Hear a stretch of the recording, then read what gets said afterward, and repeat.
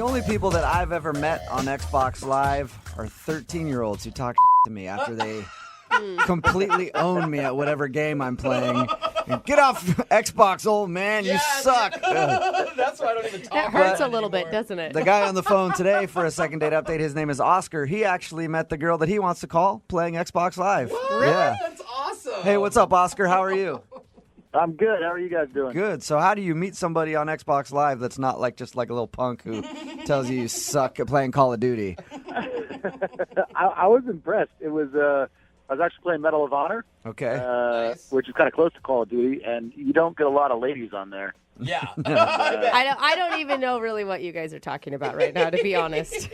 Yeah, I mean, it's you get to play pretty much in tandem. You get to play with other people online. Okay. And but you don't really get to see them much aside from the profile they create. How did you know it was a female? Like, was it just the username popped up? You're like, ooh, that's a cute username. I heard her voice in my headset, and she sounded really cute. And I don't know, Maya sounds like a cute girl's name. Nice. Oh, so you can actually talk to people. I'm sorry, Yeah. I'm kind of an idiot with this stuff. I'm not even kidding. No, Yeah. Everyone has on headsets. You can talk to the team. It's not and just like everything. instant messaging. No, you can no. actually Okay. talk. No, yeah. no. And I refer to myself as a geek, not a nerd. Okay. There's a big difference, apparently. Yeah, geeks can talk to girls. We just like geeky things. Okay. So okay. what kind of geeky things are you into? Oh, I'm into all sorts of geek. I like, obviously video games. Yeah. I like that, and also I like role-playing games, all sorts of stuff. Okay, before we get any further, please tell me you guys actually went on a date and you just talking online on Xbox wasn't what you considered a date. Oh, like I said, I got some skills. I can talk to girls. Nice. But yeah, we totally went on a date. Where'd you guys go when you went out? We went out to dinner.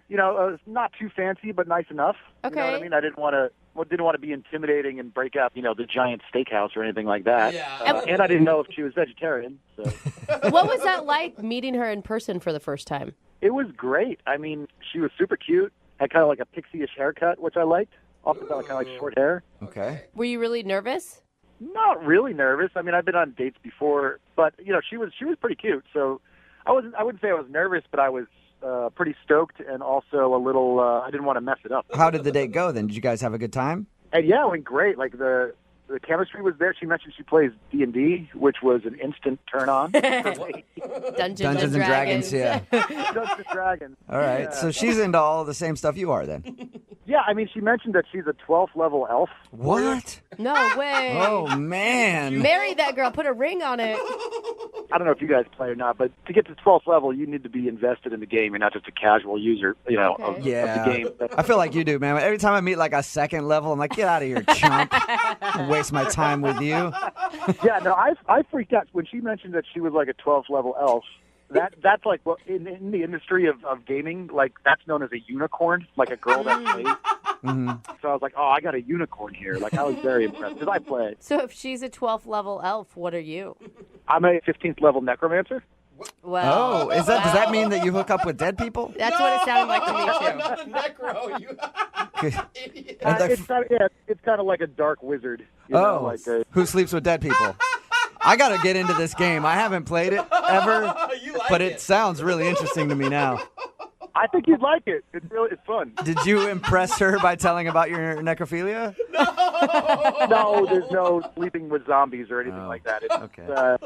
But I think she was impressed that I played, and again, the higher level, the more years you've got invested. So Right. I think I impressed her a little bit. You guys sound like a geeky match made in heaven Sounds to me. cute, yeah. It was really good. The conversation flowed pretty well, and we didn't just talk about gaming the whole time. We talked about other stuff, but yeah, I was very comfortable. The part where she said that she's a high-level elf is the part where I felt like I almost blew it because I did freak out a little bit. So how did the date end? Well, she said she had gotten dropped off by a friend but needed a ride home, which I thought was, Oh, that's a good sign. yeah. And so, of course, I said yes. Nice. And, we got to her house and kind of sat in the parking lot for a while, talking for another 10, 15 minutes, and then walked her to the door, and I kind of got the quick hug, which was Ooh. a little disappointing, a little, I don't know. Didn't want to be presumptuous, but I don't know. I was hoping for a little bit more than a hug. Yeah, I thought she set you up for a kiss just because of the ride home and the talk in the car, Yeah, I thought if she wasn't interested, it would have been a quick, okay, this is my stop, out you go. But, we talked there for a while, and I don't know. It just, since then, I kind of feel like I got the brush off a little bit. Like she's not online as much. I mean, she didn't straight disappear. Right. Do you guys talk at all then? Have you texted with her, phone calls, anything? I've texted with her, but I also don't want to feel like a psycho stalker guy. But she's texted me back, but it's been a little cool. You know, like, Yeah. I don't know. Do you think she's dating a lot? I mean, a 12th level cute elf, I would assume, would have a lot of options out there. It's possible, but I don't know. I feel like I went from having this, like, you know, charm spell on her to suddenly I've got this ring of invisibility. It's just not. Oh, man, now you're talking my language. Have you straight Totally up hear you. Have you straight up asked her out again, or you just think she's being kind of cold and distant? Yeah, I mean, I've asked her out again, but she always seems to be busy with something. Okay. You know? And I don't know. Maybe she is. You know, she did mention that she's fairly busy. It just feels like a brush off. I don't know. All right, cool. Well, we'll play a song, come back, call her, and get your second date update, okay? Awesome. I appreciate it. All right, man, hang on. Moving 92.5. Brooke and Jubal in the mornings. Second date update. Alas, welcome back to today's second date update, where we're attempting to vanquish the troll of loneliness who has reared his head yet again. On the line, we have Oscar, who is a 15th level necromancer, which I think means he's on an FBI watch list somewhere. And he's going to attempt to contact a fair maiden named Maya, who's a 12th level elf. They met while playing Xbox Live and shared their love of Dungeons and Dragons on their first date, but now she's giving him ye old brush off. And we need to call her and find out why she's not calling him back. You about ready to go, Oscar? Yeah, man. I appreciate it. Thanks. I never asked you in the first part of the second date update, why do you think she's not calling you back? You think it's because you got too excited that she plays Dungeons and Dragons like you? I mean, maybe. Yeah, I could have just come on maybe a little too strong, but again, I don't know. I felt like the chemistry was there, so Yeah, I'm kind of scratching my head. Is there something called too strong when you're talking about Dungeons and Dragons? Oh, yeah, there is. Oh, there is. Oh, okay. Well, Oscar, it has come time for your reckoning. We will get her on the phone and find out if the fair maiden Maya will be seeing your bow staff once and for all. If everything works out right. You know, that's pretty inspiring music. I might actually play today. Get a game in. All right, I'm going to dial her phone number right now. Get her on the phone. Here we go. All right.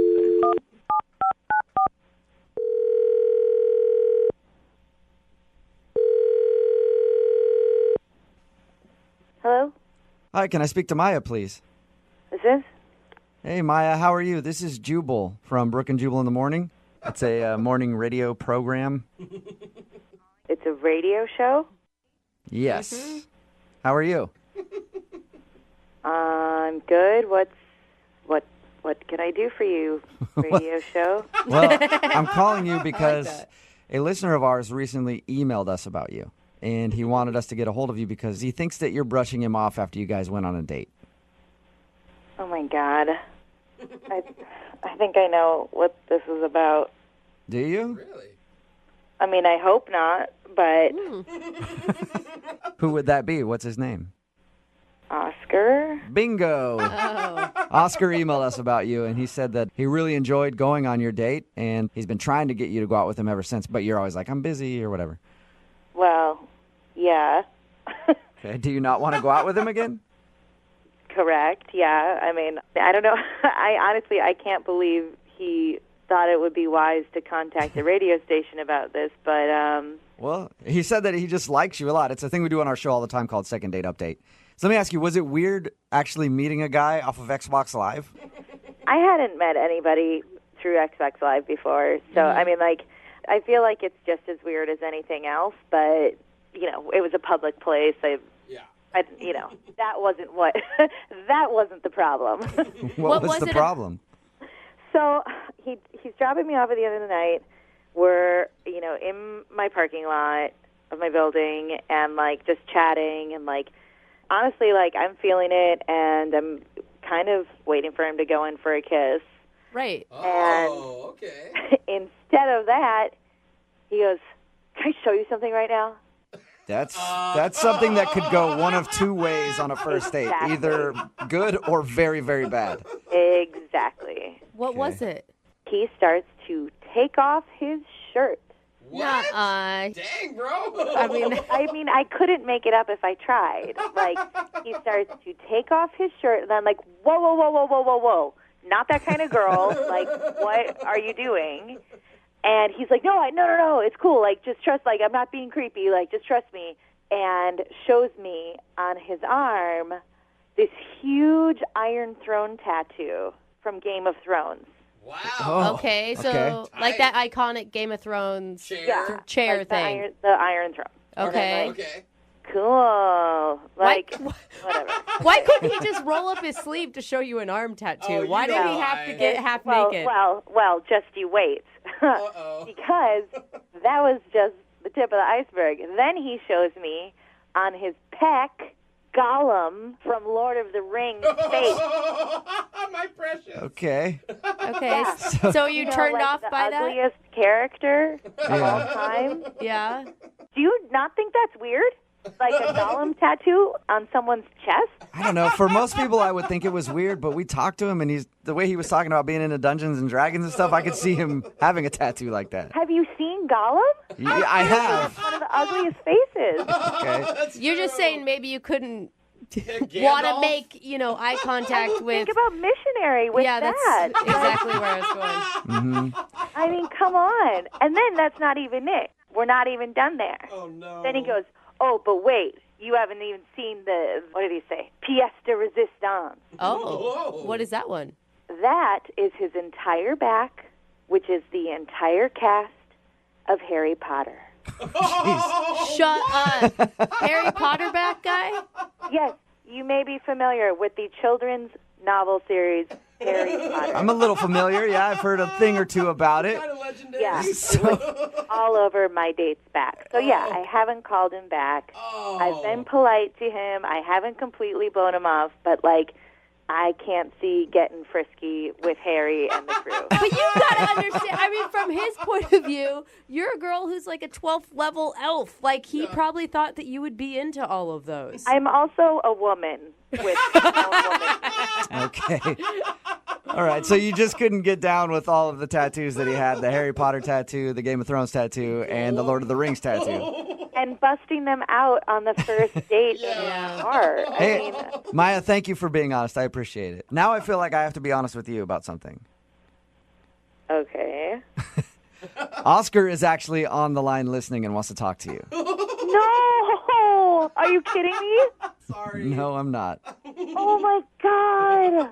I had no idea that was going to freak you out. Oh my! I'm sorry. I didn't mean to make fun of you on the radio. Well, in hindsight, I could see how taking my shirt off in the car could have been weird. In hindsight. Well, and it's not only that. I mean, it's like all the tattoos, like Gollum on your pec. Like that's a lot. That's a lot. Well, lot I mean, they're taken not all. on a first date.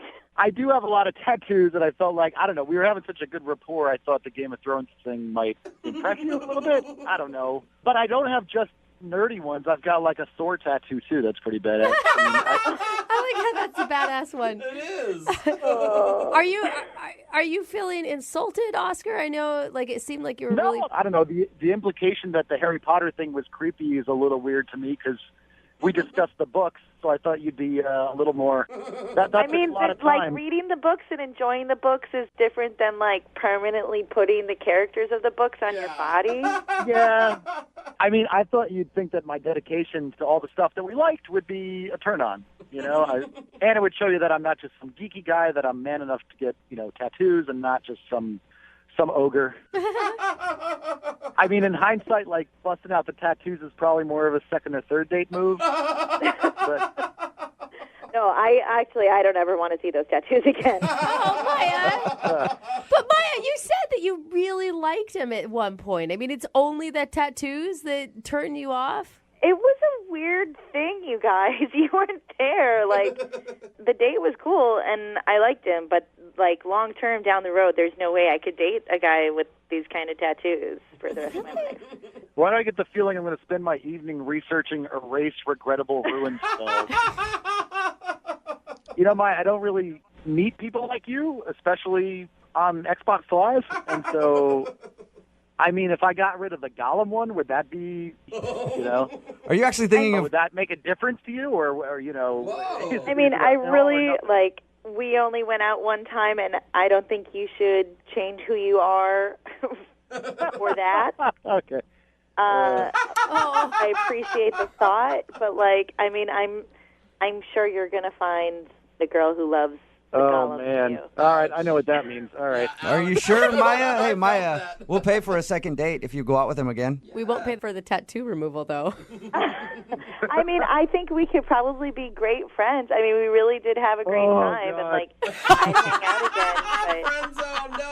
Yeah. Oh, Well, Oscar. hey, Oscar, it's not a successful second date for you, man. I'm sorry. I think I'm gonna just pick up my staff and go home. Yeah, you should. Brooke and Jubal in the morning. Text in at 78592 that says, "Aw, he seems so sweet and nerdy. She should have given him a second chance." It's Brooke and Jubal in the morning talking about today's second date update. A guy named Oscar wanted to call someone named Maya to find out why she wasn't calling him back after their date.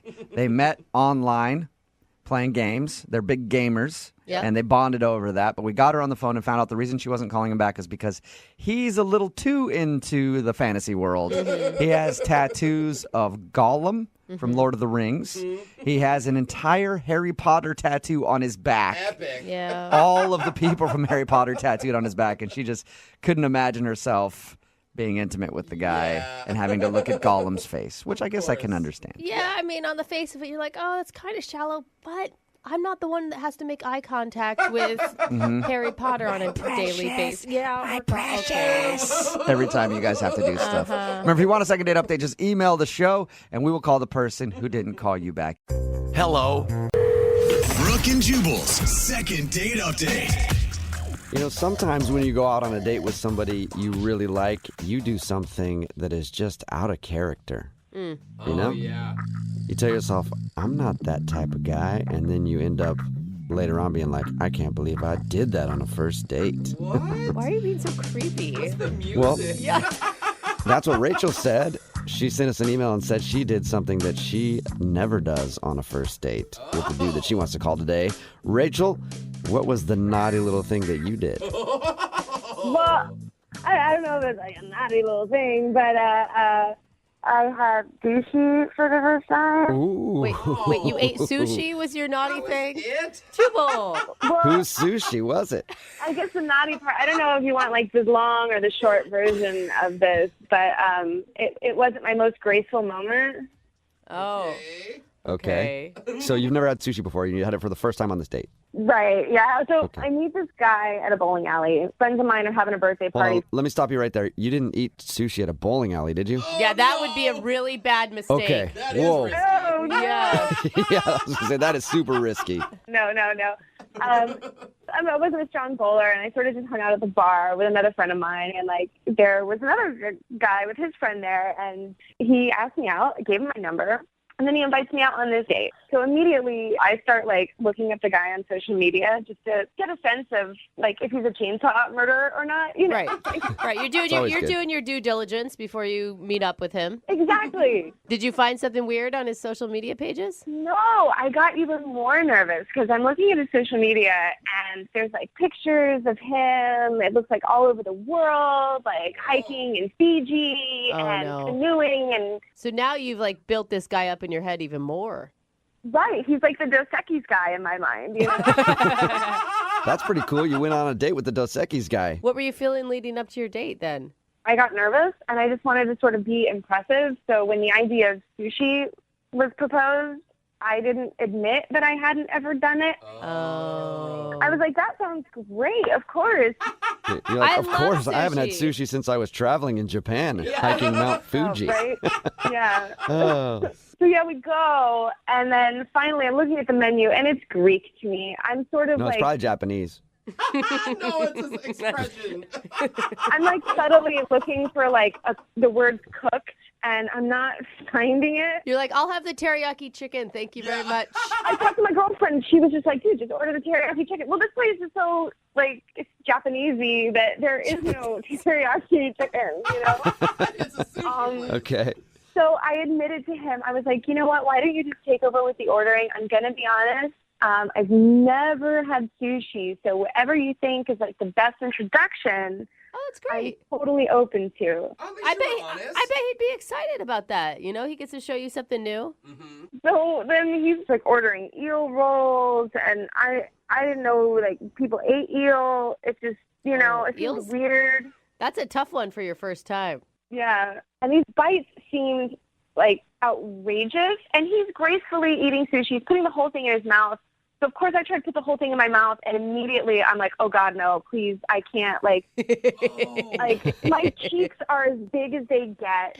I'm covering my mouth with my napkin because whatever is in there is, like, trying to push its way out. Oh, man. So did you spit it all over the table? No, the first attempt ended up in my napkin. Oh, yeah.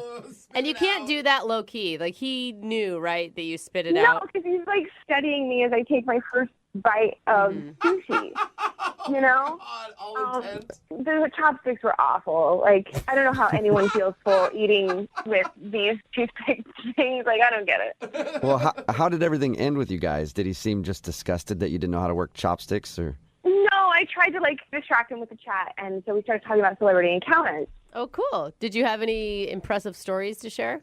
Yeah. I got caught smoking weed by Tom Hanks backstage at a concert when I was younger. Oh, that's rad. That's cool. He seems like the kind of guy that would have just sat next to you and smoked some weed with you. Oh, my God. He was super cool. I felt like I got busted by my dad. Totally. He's like Yeah. the most lovable person on the planet, too. He was great. Yeah, he was super great. I think that's an impressive story. And that's what I would have thought until we got to the end of the date and went out of the restaurant. And I thought he was going in for a kiss, and I leaned forward, and he planted one on my forehead. Oh. That can I- be That's cute or that's like a parent kissing. Yeah, their, that's how it's I like, feel, too. That's what it felt like a kiss-off kiss in a way, you know? Yeah. Oh, but maybe he just doesn't kiss on the first date. You know, I thought maybe he just wasn't attracted to me and, you know, all of this stuff. But then why did he ask me out, you know? So I said, I was like, you know, I had a great time, and I'd really love to do this again. Yeah. And he said, sure. Hey! Oh, okay. That's So you got a good. kiss on the forehead Sure. and a sure. Sure. Is still a yes, though. Yeah, that's It usually not a good depends. sign. I Yeah, know, you but got to think of like, is it like, sure, like excited or like, yeah, sure. It was like, it was the equivalent of the kiss on the forehead. Okay. Yeah. Yeah, So there was sure. some reason that he was already planning on blowing you off. I don't know what the nail in the coffin was because now I'm looking at it and I was just like, oh my God, was it all of it? What was it? You know? We'll find out. We'll play a song, come back, and then call him and get your second date update, all right? Cool, thank you. Okay, hang on. Moving 92.5. Brooke and Jubal in the mornings. Second date update. Right in the middle of a second date update, and if you're just joining us, Rachel is on the phone, and Rachel hates sushi. And probably all fish now, because sushi may have ruined her date. If you didn't hear the first part, Rachel met a dude that she really likes, and they went out for sushi. She's never had sushi before, and it didn't go very well. She ended up spitting some of it out. You know, I'm just going to say, I think it's really lame if this is the reason he's not calling you back. Because you tried something new. I think it should say that you're an adventurous person for even giving it a go. Well, thank you, Brooke. I'll take it. You're welcome. Yeah, Hopefully he feels the same way. maybe he doesn't. He's like, no. I only date sushi connoisseurs. We'll find out. Let's dial the phone number right now. Here we go. Cool.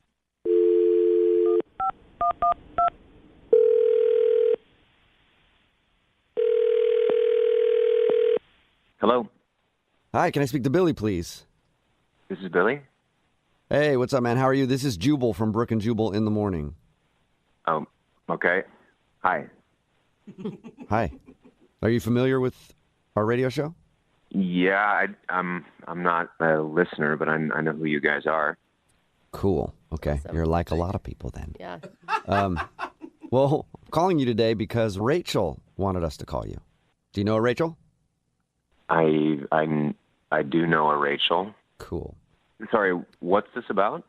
Did you go out with a girl named Rachel to eat sushi a little while ago? Yeah, I did. Yeah. And have you been calling her back or texting her back since? I don't really know that it's any of your business. That's Well, valid. I mean, yeah, that is valid. It's really none of our business, except Rachel emailed us because she's wondering why you're not calling her back. Okay, well, what are you, like her brother or something? No, but I wish I was. She seems nice. Yeah, she does seem really nice. That's weird. No, we do a segment on our show called the Second Date Update. So Rachel wants to know if she did something wrong when you guys went out. Oh, God. Okay. She said really nice things about you. She thought you were really awesome and that maybe she's the one that screwed everything up.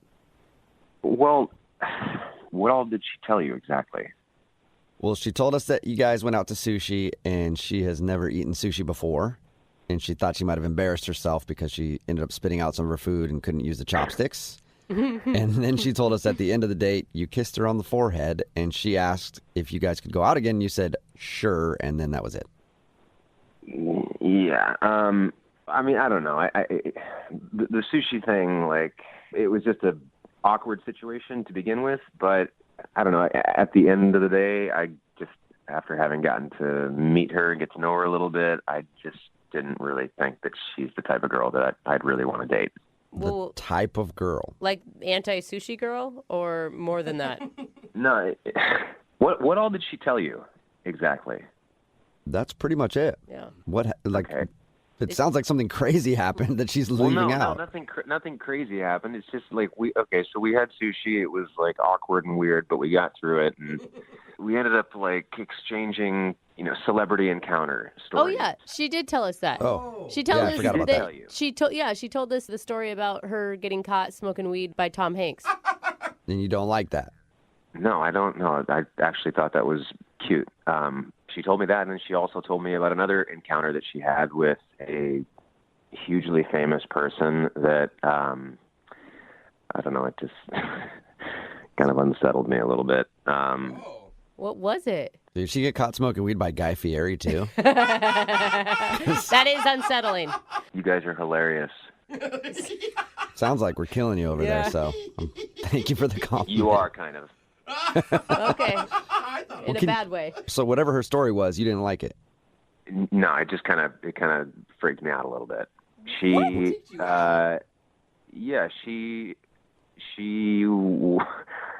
hooked up with a hugely famous person. Awesome. Who? Was it The Rock? She wouldn't tell me who. She told me that she went to this person's concert, like, the mid-2000s, some R&B performer, really popular at the time. She was telling me all this stuff, but she wouldn't tell me who he was, and she ended up hooking up with him. So, wondering, A, why is she not telling me who he is? And B, mid-2000s, R&B performer, hugely popular, who else am I going to think? She's talking about Usher, right? That's who I thought immediately. That was the first Right? person that came to mind. I'm like, she's the confession. That's what I was thinking, yeah. I was thinking Usher or Keith Sweat. Either one is pretty cool. Keith Sweat. Yeah, for one thing, I'm not really interested in dating someone who sleeps with pop stars, but for another thing, everything that's come out about Usher in the news lately, I'm not really interested in rolling myself into an STD, if you know what I mean. Why not? They can be fun, dude. They can be fun.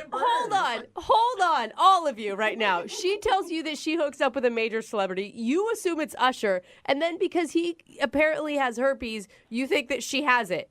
That sounds like pretty good math. That is a huge leap, man. It does kind of make sense. That is like jumping off a cliff. You are giving her an STD and you know no actual factual information. Okay, the fact that she gave me was that she slept with a hugely popular R&B star in the mid-2000s. So it can only be Usher. No, you guys, there's other Who else big was there? You guys don't know. Who was that?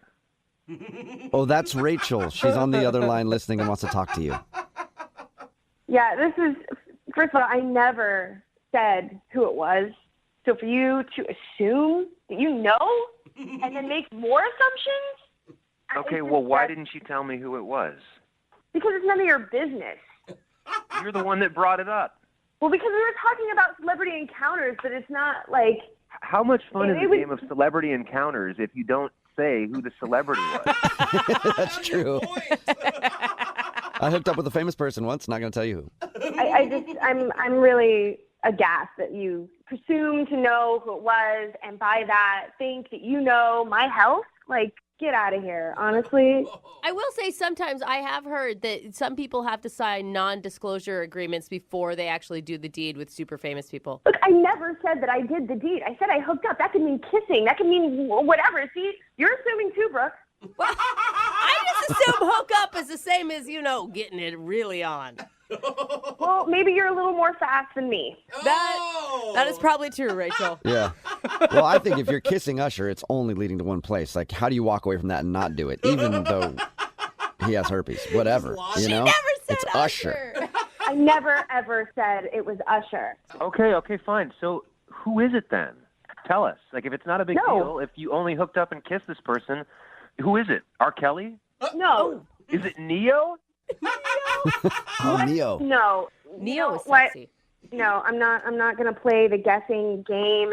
It was a funny story. I thought it was a funny story of me being a stupid kid, and now it's just become like a Guess Who episode and assumptions about like how fast I am. I think more than anything, people just want to know who it is because none of us have ever kissed or whatever with a celebrity. Yeah. Well, you should be more charming. Rachel, A lot of people have said that to me over the years, and I agree with you completely. Why can't you just say who it is, though? Leave Rachel alone. She doesn't want to say who it is, okay? Thank you. It has nothing to do with whether or not she has an STD. He made a huge assumption off of no knowledge, and that's not fair to her. Okay, Thank you. fine. Fair enough. But I will assume that she has STDs. In general. That is just rude. Wow. I mean, that's who you are. That's the assumption that you make about people. No, you know what? You're disgusting. You think you know it all. You don't know shit. So I'm happy to never, ever see you again. Well, don't speak too soon, Rachel. We'll still have to ask him if he'll go out with you again. Billy, would you like to go out with Rachel on a second date? We'll pay for it. Yeah, will you guys pay for my Valtrex prescription as well?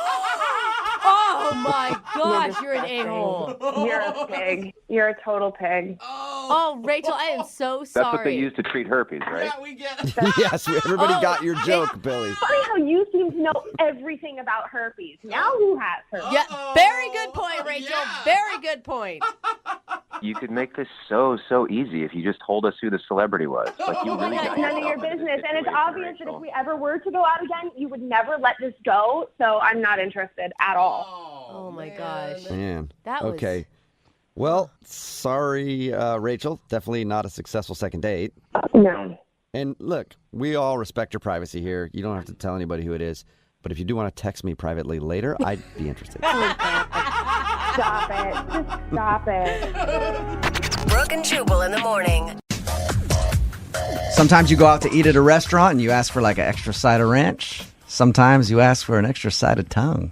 Nope. You know what I'm saying, Lydia? I think that would only be you, Jubal. It's time for your second date update. Ronnie emailed us, and Ronnie ended up getting a phone number from a waitress. That's what I mean by that. Oh, nice. Okay, because I was worried you were talking about a strip club or something. No, I wasn't. What's up, Ronnie? Hey, what's up, guys? How's it going? Good, man. That was really funny. The tongue thing? Yeah. Thanks. Yeah, that was cool. I worked long and hard thinking of that one. But no, that's what your email said, that you went out to dinner and then you ended up getting the waitress's phone number. Good job. I've tried to leave my number for a lot of waitresses in my day. Never call me It back. seriously never works. Never works for me. I don't. You know what, man? I've never done this. I have never done that. Oh, And, okay, so you're 100% success rate. Yeah. Way to rub it in, too. Yeah, right. It was one of those situations where you just know there's something there, and I just I just got really brave. Did you ask for her number, or did you do what I do, because I'm scared to ask for her number, and then write it next to a big tip that you left her? No, I had to ask, man, Ronnie. because I knew that if I didn't, I would be just waiting by the phone, and so I wanted to leave any kind of question. Just leave it off the table. Ronnie, be real with me, though. You said there's something undeniable, but is it just because she's really hot? And that's obviously going to be like the first thing, the surface, like the whole appearance and stuff. But it was really more or less like the conversation between us. Like she came up and she was like, "Hey, can I interest you in dessert?" And you were like, "No." And she said, "Okay, thanks." Yeah. Is that what you mean? The way she read the specials. Yeah, but it was the subtext, man. It was the subtext. Okay. Her lips were saying, "Here's your check," but her eyes were saying, "Ask me for my number," right? Yeah, right. Okay. No, it was like, it was like threw a couple of jokes out there. She picked them up immediately. It was really, really cool. I mean, but like she trumped me immediately at the table, and I just knew, man, this girl is special. All right. So tell us about your date. Mm-hmm. Well, we went to the driving range. Nice. And we hit some balls and drank a couple of beers, and it was going really, really, really I find well. that that's a really good place to take a girl, because usually you're like, "Hey, you couldn't possibly know how to swing one of these because you're a girl. Let me show you how to swing a golf club," and they like that a lot. That right? goes over real well. Lydia wants to hit me. Hey, she's definitely got a swing. Okay. It was impressive. All right. And then what'd you do after the driving range? Well, I mean, it just started pouring. We were thinking about maybe grabbing some dinner or whatever, but it started pouring, and she goes, "Why don't we go back to my place?" That's a good sign. Mm-hmm. I thought so too. I said, "Okay, not a problem. Let's do this." We go back to her place. We towel off, we get dry, and we hung out. We watched TV. We did a little cuddling. Nothing like super physical. It was really, really nice. Really, really chill.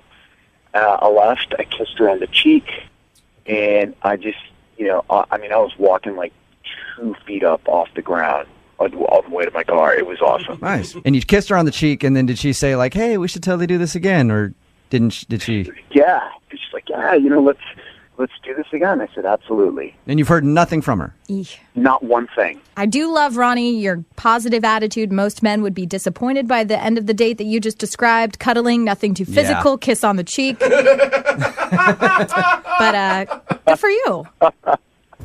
Hey, I believe in courtship. Take your time. Okay, well, we'll play a song, come back, call her, and get your second date update, okay? Okay, cool. All right, man, hang on. Moving 92.5. Brooke and Jubal in the mornings. Second date update. You know what I think happened? I think Ronnie wasn't forceful enough with his date. What? Brooke and Jubal in the morning. I'm moving 92.5. It's never a good word to use. Aggressive? Is aggressive better? Nope. He wasn't aggressive enough Not with his date? improving. All right. I think Ronnie screwed up his first date with this girl, Leslie, because he didn't make a move. Oh. She invited him to her place. He said they cuddled and everything else, and when he was leaving, he gave her a little kiss on the cheek and then left. I think, Ronnie, you screwed up by accepting the kiss on the cheek. You should have gone straight for the lips. You should have denied it and said, no. I don't kiss on the cheek.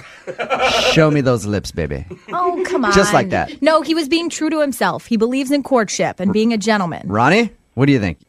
I don't know. We've heard it before, though, from girls who are like, "Yeah, I took him back here. He didn't even want to do anything with me, so I don't want to talk to him anymore." Yeah, so maybe you dodged a bullet on that. All right, we're about to call Leslie and see if we can get an answer why she's not returning your phone calls, okay? Cool. All right, here we go.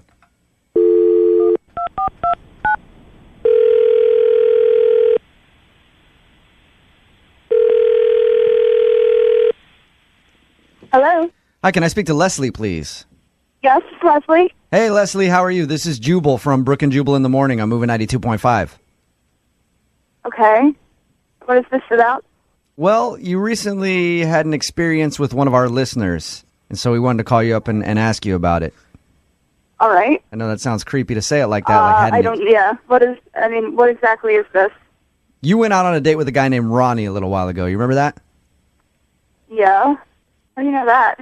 Ronnie listens to our show, and Ronnie liked you a lot, and you haven't been returning any of his phone calls, so he emailed us to give you a call and see if we could find out what he did wrong. Are you serious? Yes. Am I on the radio right now? Yeah. Can you tell us why you're not calling Ronnie back? Well... This is what I thought, okay? Ronnie told us all about your date. I said that he may have screwed up by not making a move on you because you invited him back to his place. To me, that's a signal like, yeah, you know.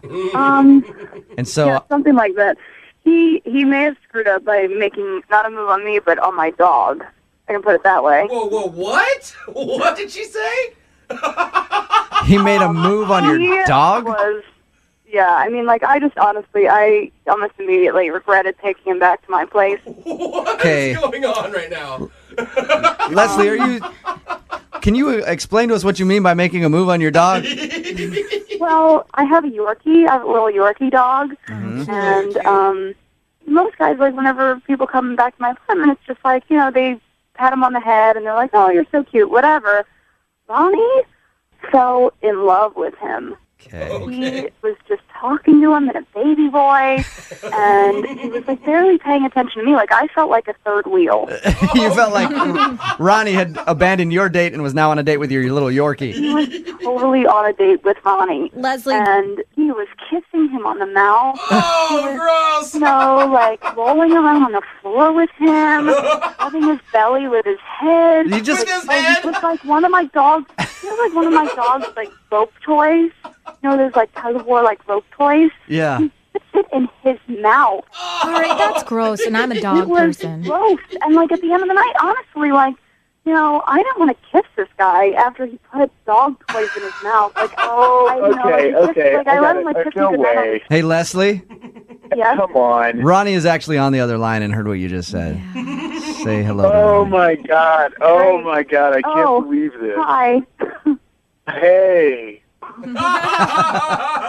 Look, he was so cool, and I mean, it wasn't excessive. Yeah, but I mean, we were on a date, like running on a date, and honestly, you know, like you just met the dog too. Like it's a strange dog to you, and you barely know me. So why would you be like making out with my dog practically? 'Cause when you first Come met on, I him, like wasn't that's a little making too out fast. with your dog. That's going But too you were far. putting his toys in your mouth and like playing tug of war. I know he's adorable, but I've never seen anyone react to my dog the way that you did. And it was really off-putting because I basically just met you. So it's like, don't ignore me to hang out with my dog. Why would you do that? Ronnie, did you actually put the dog's toy in your mouth? Yeah, that's gross, dude. Yeah, but she's leaving out a key detail. Give me the key detail then, because I'm really curious. No matter what, that sounds... It was clean. You said it was clean. It was like, you're like, here, the brand new, like, you want to play But like, again, why would you put a strange dog, like anything that was on the floor, like dogs, like to poop on or pee on, like you don't know where that toy has been. Yeah. I mean, You know Ronnie, what, Leslie, I gotta admit, I kind of feel sorry for the dog because it obviously needed somebody to play with. Are you come on. serious? Are you kidding me? Ronnie the dog no, whisperer. I'm not. I mean, like, the dog ran up to me like I was the only human being it's ever been in contact Oh with. my for- God. Ronnie, That that's... is a huge How long? exaggeration. Ronnie, now you're And insulting my dog her. gets a lot of attention. I love my dog. You don't know anything about me. My dog loves new people, which a lot of dogs do. They see a new person and they love new people. Ronnie, that's what dogs do. Dogs run up to you like they've never seen anybody in their life to get it. That's just what they do. They just want attention. Not all the I wanted time. attention from you, and you totally ignored me. I feel like I'm being persecuted because I loved your dog. I'd love to take that out of Ronnie- context. Ronnie, my despite God. how much affection you showed the dog, can you at least understand where Leslie's coming from, where it felt like you neglected her? Look, it's not like I completely ignored her. We ended up cuddling and watching television for like an hour. Yeah, but you may have been cuddling with her, but you were thinking about cuddling with the dog. I know. I'd say, like, you know, come That's a up, good come up on one. the couch, come up on the couch. Like, my dog wouldn't come up on the couch with us, and you were, like, distracted by that. Oh, man. Hey, Leslie, I would love to ask if you'd go out with Ronnie again. I will pay for your second date. I think that Ronnie would rather go out with my dog, honestly. So I'm going to have to say no. Ronnie, would you like to go out with Leslie again? You know, I think that I'll pass.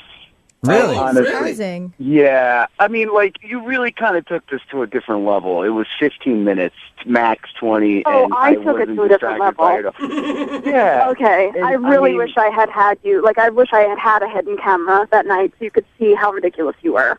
Can we I'm set... Please don't call me and don't call my dog ever again. Thank you. I won't. I promise you. Hey, and let me get him a bigger kennel because the shoebox size kennel that you left him in for 5 hours, probably not a good idea. Now I'm getting dog advice. Is there a dog protective Ronnie, services? you're a Because- complete jack. What Even kind of me. Get saying angry is at me. Way to really be a take this to another level now. Right. Well, Go get a dog. Go to the kennel, Ronnie, and get a dog for yourself to like make love with. I've got Okay? two, and they're really I wish happy. you guys a happy life together. Ronnie, you got your answer. Maybe next time don't put the dog's toys in your mouth. I think I've realized through this conversation that I definitely go out with a pet lover that's as passionate about dogs as I am. And, Or- you know, Yes, passionate in what way exactly? That's my question. I think you're a Or- little too passionate. Instead of looking for your next date at a restaurant, just go to the dog park. that's a better idea. You'll clean up there. Hop in there with the other dogs and find someone to hang out with. Brooke and Jubal in the morning. I don't think it's a big secret that a great place to meet women is at a wedding.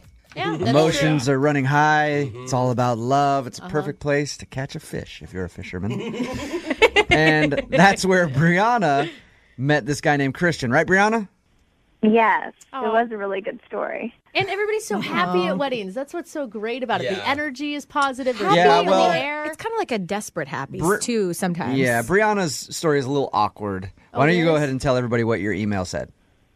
Yeah, I actually wasn't happy that day. Not on purpose. I mean, I was really happy for them, but the wedding was the wedding of my ex-boyfriend. Oh, So, no. We hadn't been together in a long time, and we were really good friends. Yeah. I mean, I was still, like, it's still just hard because it's like, okay, he found his person, and he's getting married, but then I haven't. So, you know, it was like mixed feelings. So I was a little emotional that day. Yeah. I've gone to a wedding of an ex-girlfriend. Me too. Yeah, and it's a weird experience. It's not a good idea. No, I had fun. I thought it was awesome. It didn't bother. The only thing that bothered me was when, in her vows, she said, "You're the best man I've ever known" to that guy, and I was like, "Wait a second, we know each other." Did you object? Did Pretty you well, say, yeah, that's when I stood excuse up. me. I'm right here. So you were feeling pretty down watching your ex-boyfriend get married.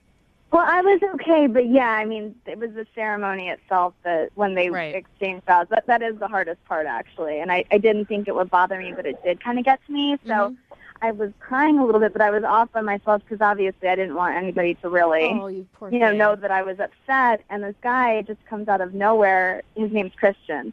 You know, he was so nice, and he made me feel so much better. And we ended up hanging out and having just an awesome time together. So Did you tell him that it was your ex and that's why you were upset, or did you just say, you know, love really chokes me up?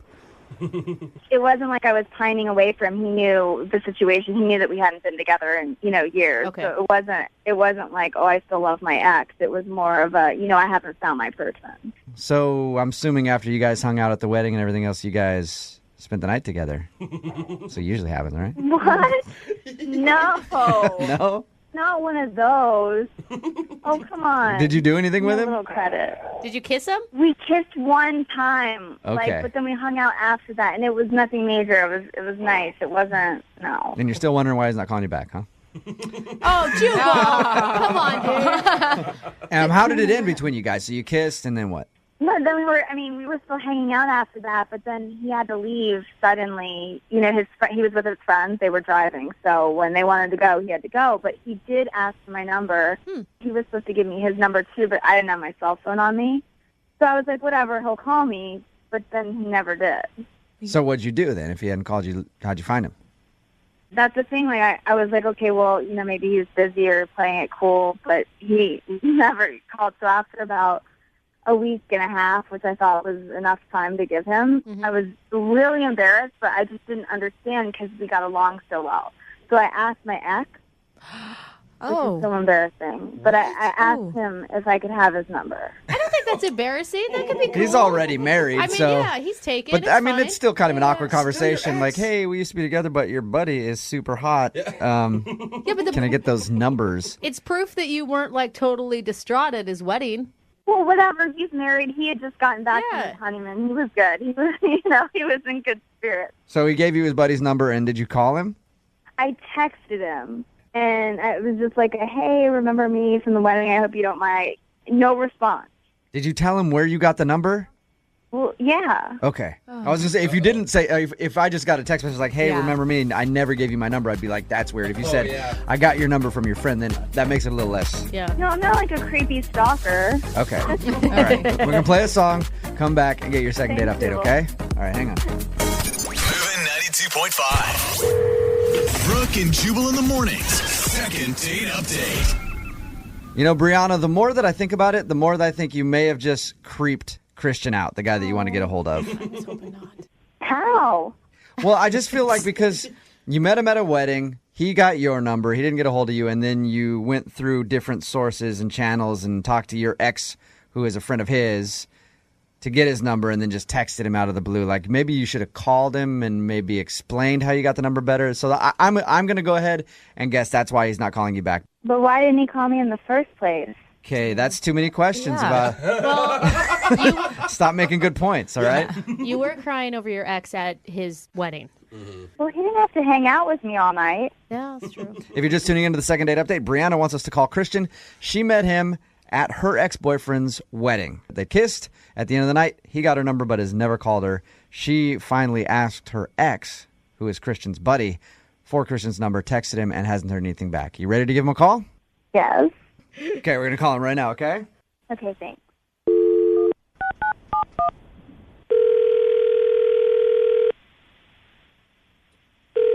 Hello. Hey, is this Christian? Yeah. Christian, what's up, man? How are you? This is Jubal from Brooke and Jubal in the Morning. I'm moving 92.5. What? Yeah. How you doing? Who are you, dude? Jubal from Brooke and Jubal in the Morning on the radio station Moving 92.5. We have a morning show. Why are you calling me? I wanted to call you to talk about a mutual friend that we have, a girl named Brianna. Brianna? Yeah. You met her at a wedding a little while ago. It was your buddy's wedding. That chick. Yeah. You know, Oh. A friend of yours? Not really a friend of mine. Oh. friend of mine, yeah, friend of mine. She says that you guys hung out that night and you ended up getting her number but never called her. Is there something that she said that was wrong, or?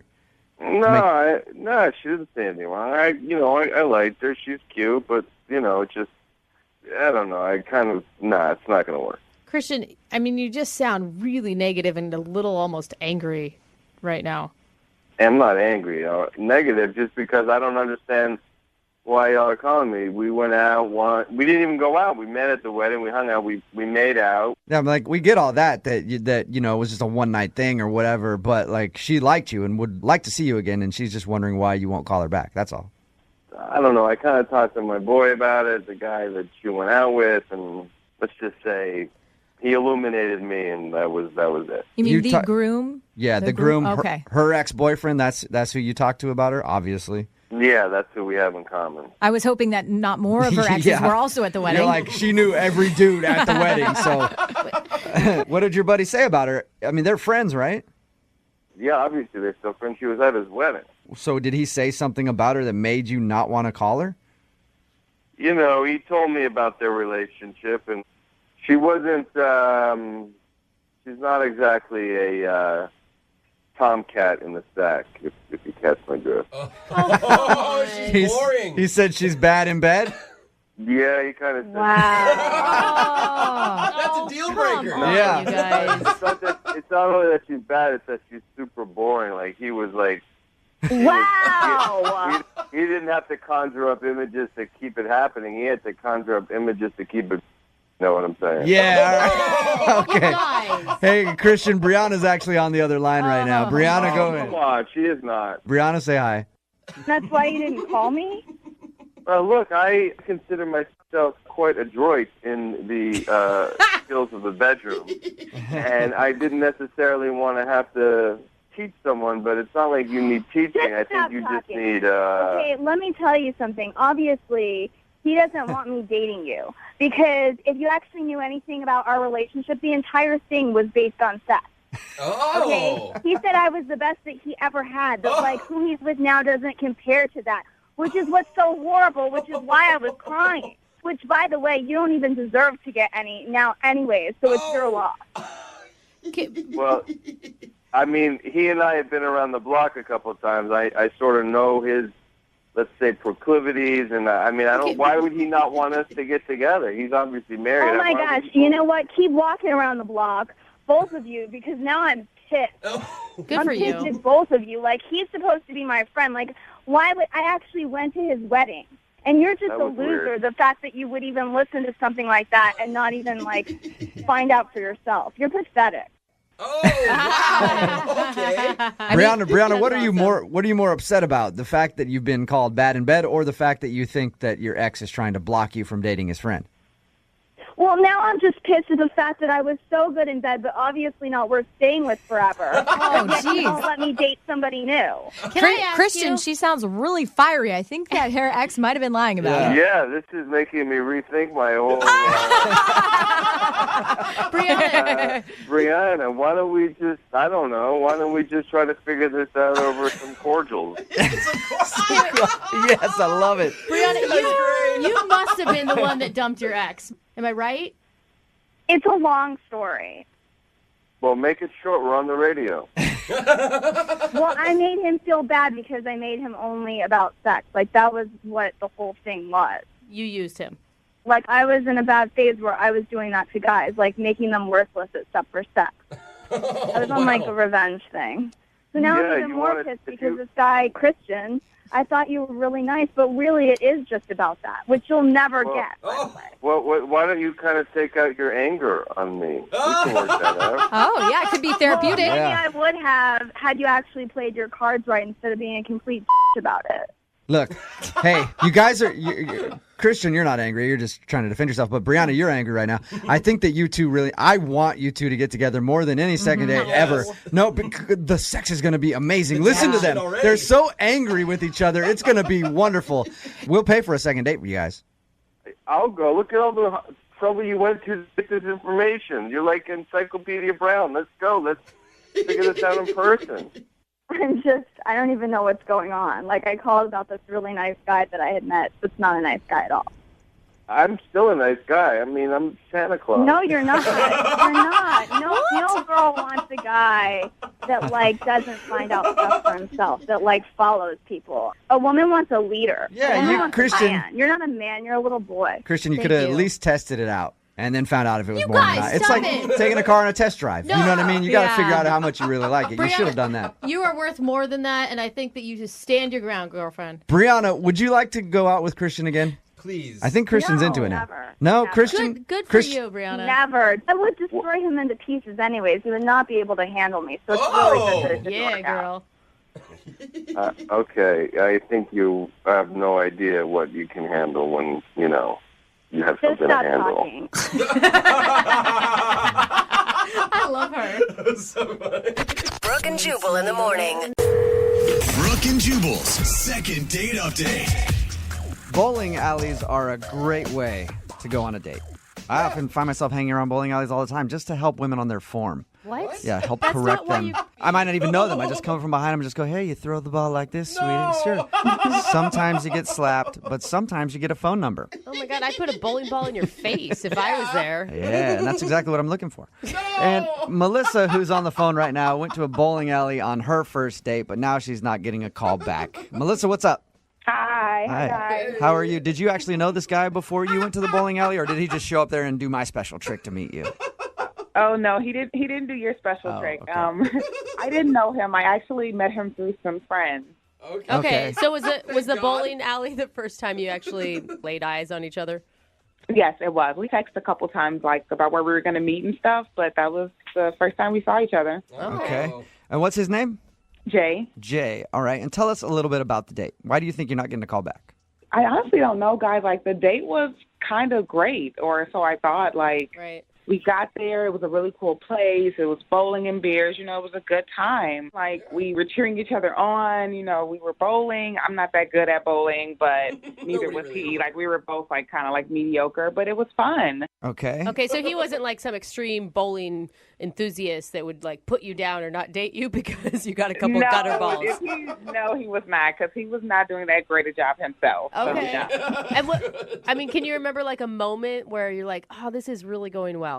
Well, the whole date was going really well, but I do remember a moment where I was like, okay, I hope I didn't, like, screw this up. Like, it just kind of got a little weird. It got kind of out of hand.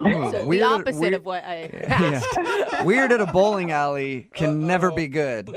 So we were bowling around, we had took a little break, and we started talking. We were talking about placing some bets on the game, and just like bets like, Okay. oh, I bet $1 you can hit a strike, or like I bet bet $5 you can't chug this beer in like less than a minute. It's just stuff like that. Okay. Yeah, it sounds fun, And playful. I'm playful, and I'm always down for a bet. Like, I don't back down. Okay. So he bet me to, to lick the inside of one of the bowling shoes. What? Oh, my God. Yeah. What, are you in like 5th grade? I know. At first, I was like, what the hell? Like, should I Please. do this? I want to seem down, so I was like, I kind of have to. No, please tell me you didn't actually do that. I absolutely did it. Oh, my God. I thought he would think I was cool. Oh, we've done a lot of second date updates. I've got to say, this is the filthiest thing I've ever heard happen on a first date. Come on. Don't They spray them. They sprayed the shoes. It's not an excuse. Wait, what did it taste like? Ew, Brooke. Okay, no, that's disgusting. I'm not going to say that. I don't know. It honestly kind of tasted like a wet sock, like a soggy sock. Soggy sock. It was bad. I think you're kind of badass for doing it. Exactly. That's what I was thinking he would think. That is disgusting. Not. What did he do after you did it? Oh, he was cracking up. He just thought it was the funniest thing in the world. I don't know if he was laughing with me or at me. Like, he just was cracking up, but I don't know, like, he hasn't called me. We haven't made plans for a second date, so I'm thinking that was it. But then I thought, like, that was okay. I thought we were having a moment. Did you guys kiss? Okay, so. Oh, no. Yeah. I mean, we didn't kiss, but I swear there were moments, like when we were getting ready to leave, he walked me out, we were waiting, he called me an Uber and everything. Yeah. That's where there were so many moments I thought he was going to kiss me, but I'm sure he was thinking about the shoe, because I was thinking about the shoe. Like, is he going to want to kiss me? So you guys didn't kiss? No, I didn't get my kiss. You can't be surprised. But come on, that's not fair. He's the one that dared her. He dared me, exactly. If you bring it up and you can't handle the actual truth of what happens, then that's on you. Yeah. And have you heard anything from him since your date? No, I text him the day after the date, just like, hey, what's up? I had a great time last night. Thanks for taking me out. Just thanking him. I made a little joke about the shoe thing. I think I said something like, I used a whole bottle of Listerine or something. I don't know what I said. Yeah. But I was like, I'm all good. My breath's okay. Like, but he didn't text me back. Do you think it's the shoe licking that did you in? Did you listen to yourself? Well, I don't know. Like, my friend said that he was a ladies' man, okay? Okay. So it could be like 70% shoe, 30% he's a ladies' man, and he just like has other girls. Okay. Right. I don't know how many dates I've been on where I'm like, if I just wouldn't have licked that damn shoe, I wouldn't have been in this position right now. All right. We'll play a song, come back, call him, and get your second date update, all right? Thank you. All right, hang on. Moving 92.5. Brooke and Jubal in the mornings. Second date update. If you're just tuning in for the second date update, Melissa the shoe licker is on the phone with us. Oh, my God. Melissa went out on a date with a guy named Jay. They went bowling. They had a fun time, and at some point they were making bets with each other, and he bet her to lick a bowling shoe. The inside. The inside of a bowling shoe. Even worse. And she did it. And like I said earlier, this makes today's second date update the most disgusting in the history of second date updates. And we've heard a lot of really bad things. Yeah. So she licked the inside of the bowling shoe, and she thinks that that's the reason she's not getting a call back. Maybe it grossed him out too much, although he did bet her to do it. Yeah. She hasn't heard from him in a couple of weeks, so we're about to get him on the phone and find out if that is the reason he's not calling her back. Melissa, you got the shoe out of your mouth? You ready to do this? Yes, it's out of my mouth, and I'm ready. Okay. And I think if that's the reason he's not calling you back, it's so unfair because guys always say, I want a guy's girl. And then you give them a guy's girl, and then they decide they don't want They're that. like, gross, bro. Yeah. I wouldn't even hang out with one of my dude friends if he did this. That's nasty. All right. Here we go. I'm going to call him right now. Okay. All right, here we go.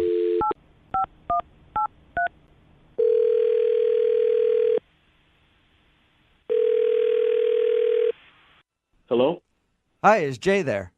Yeah, this is Jay. Who's this? This is Jubal from Brooke and Jubal in the morning. How are you? Wait, from the radio show? Yeah. What's up, man? How are you? I'm doing okay. What's up with you? Not much. I'm just chilling. I wanted to give you a call because we actually received an email about you. About me?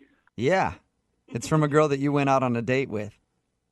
Are you serious right now? I am. Her name is Melissa. Do you remember going on a date with Melissa? Oh.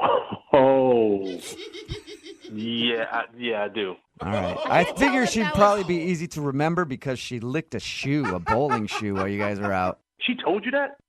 Yes, she did. We actually talked to her about your date, and she's confused because she's been trying to get a hold of you for a second date, but you're not calling her back. Oh, man. Yo, I can't believe she told you about the shoe. Yeah, she did. I can't believe she admitted to doing that either, man. That was crazy. I would have told nobody that. You're the one that dared her to lick the shoe. You've got to take some responsibility. Yeah, but I didn't tell her to go tell anybody about it. Yeah, that's like something you take to your grave, right? I almost accidentally licked inside the hole of a bowling ball, but I was scared she might actually do it. Yeah, dude. I think you stopped at the appropriate time, or maybe actually I think it went too far. But yeah, that was up in the ante, but we stopped right there. Wow. So what's the reason you're not calling her back? Do you not want to see her again?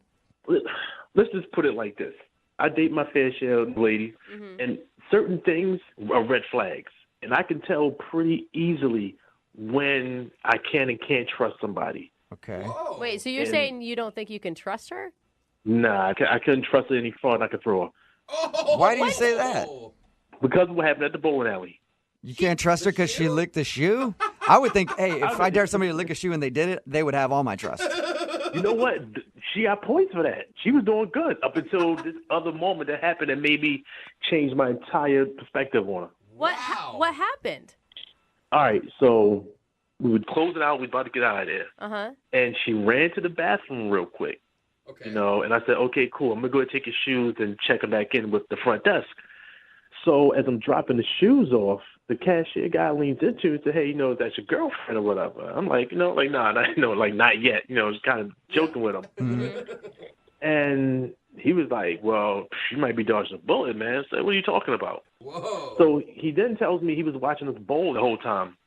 Creepy. And while I was setting up my shot, he saw her pick up my phone. It actually started going through my phone. What? No. Exactly. How could he tell that was your phone from all the way back at the bowling desk? No, he said he saw her do it 5 or 6 times and only did it while my back was turned. Oh, what? Really? Dang, that is sketchy. And you didn't think to ask her about it or anything? It was the first date. Now, if it was a girlfriend, cool. We can have it out right then and there. But the first date, and you're already going through my phone? Yeah. Nah. Mm-mm. So you believe this dude that you don't know who said she was going through your phone? Yeah, hell yeah. If anything, he was looking out for me. Yeah. It's an unwritten rule. Guys look out for guys. He helped me dodge a bullet. Wow. Okay. She just seemed she seemed really cool when we talked to her. You don't think that there could be another explanation, like she accidentally picked up your phone instead of hers? 5 or 6 times, and only when my back is turned? Nah. What she did is some straight, shady and I don't need that in my life. Yeah, dude. I'm curious if she was actually going through your phone, though. I want to know the answer to that. And why? I don't need to know that. I mean, if she did it on the first date, what do you think will happen on the second, or the third, or the fourth? Well, I just say that because I want to ask her, and I forgot to let you know that she's actually on the other line listening to this conversation. Yo, no way. Melissa, you still there? Hello? Hey, there she is. Hi, Jay. Oh my gosh. Wow. Okay. You sneaky than I thought you were. I am not sneaky at all. You got it all wrong. That story, his side of the story, it is not how it looks. It's not what it seems like. Really? So you weren't going through his phone? I mean, not like that. It's not like I hacked into his phone and was looking through every little detail. No. Wait, Melissa, I was standing up for you. You actually were looking at his phone when his back was turned. Okay, listen. I was sitting there. He's bowling. His phone buzzed loud as hell. I just so happened to look over, and it's right there. I'm not blind. I can see what it says. So just leave it there. You don't pick it up and then start reading all his messages. Exactly. I saw a name, and it looked like a female's name. I think it was Sammy or something like that. And I just leaned the phone over to see what the text said. He's the one who has the message right there on his screen. Wow. And it said, "Are we still on for tonight? Are you still picking me up?" Something like that, like at 9, like right after our date. What? It was weird. So I was just like, what? What's that?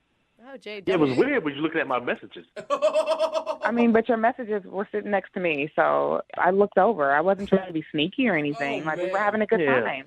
All right, cool. So you saw something on my phone. Why are you going back to my phone again 5 or 6 times after that?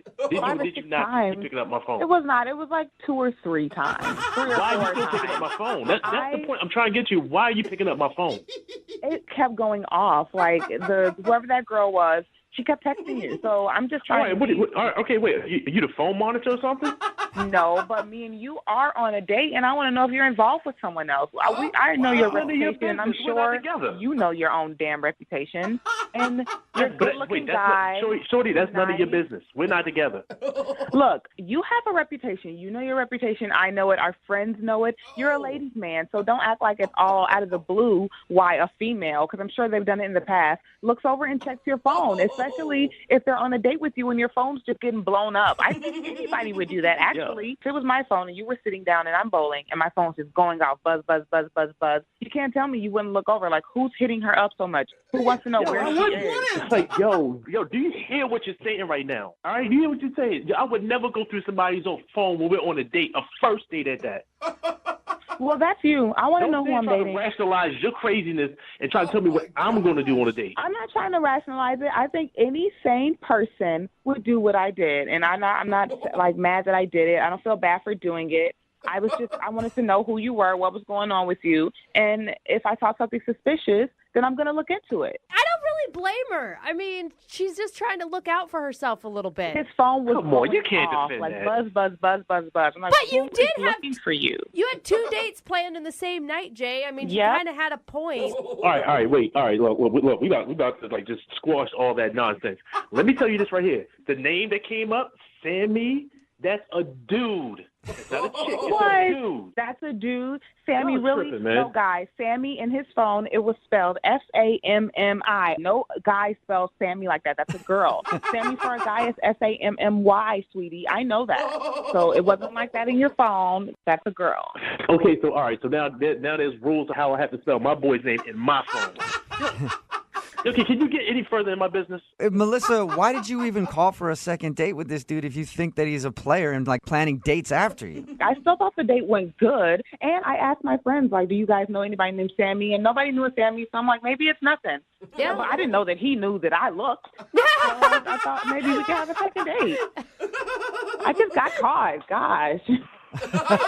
All right, well, Jay, I have to ask this question. Maybe I don't know the answer. I don't know what's right and wrong anymore. Jay, would you like to go on a second date with Melissa? We will pay for it. Dude, really? Yeah, yes, I'm asking. Would you like to go out with her again? It sounds like you guys have the perfect foundation for a great relationship. Nah, Chief, I'm going to pass. But if I need somebody to check my phone messages, I know who to call. Oh, gosh. I'm sorry, Melissa. No second date for you. That's okay, guys. Thanks for trying. Yeah, it doesn't sound like it was meant to be. No, it doesn't. You know what? I'm actually kind of glad this happened, though. I mean, I dodged a hell of a bullet, man. Yeah. Right. Well, good luck to you both, okay? Thank you, guys. All right, man. Thanks. And Jay, tell Sammy I said hi, however you spell her name. It's a dude, not a girl. Brooke and Jubal in the morning. 78592 says that girl has no concept of personal space. How are you going to check somebody's phone the first time you meet them? Yeah. And then another text message that says, I would do what she did. I believe this guy is a liar. It's very split on the text message board about the second date update right now. If you missed it, Vanessa wanted to call a guy named Jay. They went out bowling and they had fun, whatever. There was an interesting moment where she looked a shoe, but that's not like the main focus here. The focus is on their first date. A dude told him that he saw her checking his phone repeatedly every time he would bowl. Yeah. Repeatedly. And then we got her on the phone. She didn't deny it. She was checking his phone during the first date, and he ended up getting a text message from somebody named Sammy making plans to meet up later. She was thinking that's a girl, and they had plans later. She still wanted to call him for a second date, which is interesting. But anyway, she was like defending the fact that she should be able to check his phone even on a first date. And people on the text board are doing the same thing. You're telling me if you were sitting down at the seat and the phone buzzed and it was facing up and you're on a date with a girl and it's from some dude named like Dan, and Dan says, hey, I'll pick you up at 9 tonight. I would. You wouldn't look down and then be like, No, what I would is just be going like, hey, your on? phone went off. It's probably a dude, huh? Ha ha. Make a joke about it. See what she says. I'd look at it, and then I wouldn't check the phone. I'd continue the date, and I'd let her do her thing. And then later on, I'd be like, hey, let me ask you a question. Are you also dating somebody named Dan? I don't know. Why would I be rational like that? But people are texting in at 78592 saying it's completely acceptable to check somebody's phone anytime, even if it's a first date. Do you agree? Text us 78592. Remember, if you want to do a second date update, all you have to do is email the show, and we will call the person who didn't call you back. Brooke and Jubal in the mornings. Second date update. You know, every once in a while we get a request in to do a second date update that really isn't so much about getting a second date, but they're just really angry and want to tell the person they're an a-hole. And I think that's what we've got today. It's from Samantha. She knows that she's not getting a call back, but now she's angry about it and wants to call the guy. So I don't know if she actually wants another date or just to call this guy out on the air, but we'll find out. What's up, Samantha? How are you? Hi. I am mad, but I still do like him. Okay. You don't sound mad at all. Like you sound like you can't stop laughing at the situation. No, I just think that's funny that people do that because they do. Oh, okay. Right, okay. So you do want to call this guy to see if he'll go out with you again? Yeah, I want to give him another chance. Like if he has a good reason, like if something happened, but Okay. But when I read your email, it looked more like you just wanted to tell him he's a a-hole. yeah, I mean, like I am really mad at him, but I do want to go out with him again. Okay. All right. This is a weird one. Well, before we get into it, why don't you tell us a little bit about him? What's his name? His name is Nick. Nick, okay. And where did you meet Nick? We met online on a dating app, and we talked for like a week or so and decided to meet up. Okay. So we got drinks at a bar, and I don't know, we got along really well, and we were laughing and like chatting and having a good time. And he disappeared for a little bit. I mean, he said he had to go to the restroom, but it took a little while. And Wait, but how long was a little while? It was like maybe 15 minutes. Oh, that's a while. Yeah. Yeah. But he came back and he said he had a surprise for me. Huh. And so Hopefully they didn't bring you back a souvenir from the bathroom. Sounds like a long trip. Ooh, here, honey, here's a urinal cake. Yeah. No, I was definitely confused, but I was like, okay, all right, what is it? And he led me over to the bathroom, and he showed me where he put his initials, like in the wall, like with a pocket knife, and mine were under it. Oh, romantic. Carved your initials in the wall by the bathroom. That's Not sweet. a tree, but it's... Yeah. What did you think of that? Was that funny to you, or? I mean, it was silly, but I just thought it was really sweet, like, and romantic. I don't know. I'd never had anyone do something like that for me, so. Oh, it works. Yeah, it did. Okay. So when did you get mad at him? Well, we continued to have fun. Like, I kissed him, and we kind of, like, started making out at the bar. Ooh. And, things were going really well. And he was like, I don't know about you, but if I have a good date that I'm really interested in, I don't really want to see anyone else after that. So was he asking you to be exclusive right there on your first date? Wow. Yeah, and, I kind of felt the same way. I was like, yeah, I really like this guy. I might as well see where it goes.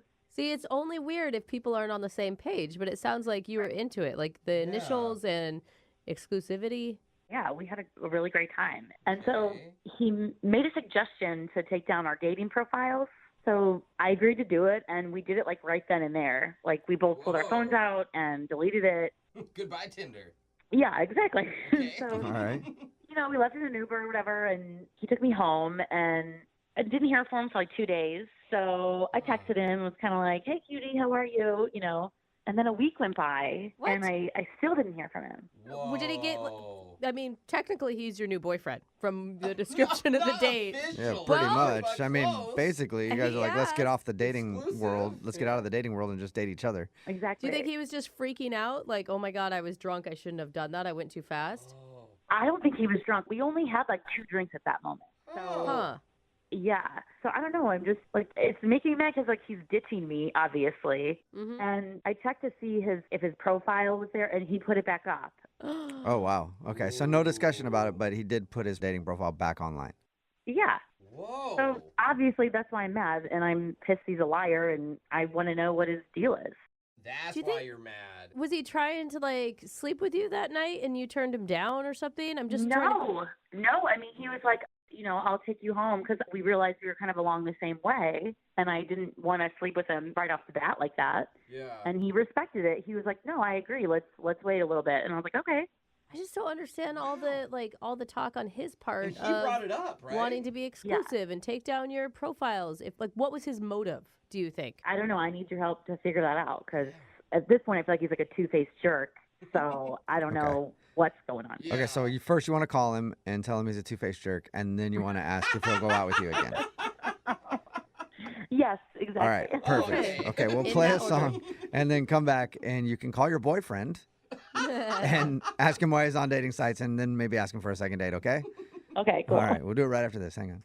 Moving 92.5. Brooke and Jubal in the mornings. Second date update. This might be the first second date update we've ever done with a boyfriend and a girlfriend. This could either end up in a breakup or marriage. Who knows how it could go.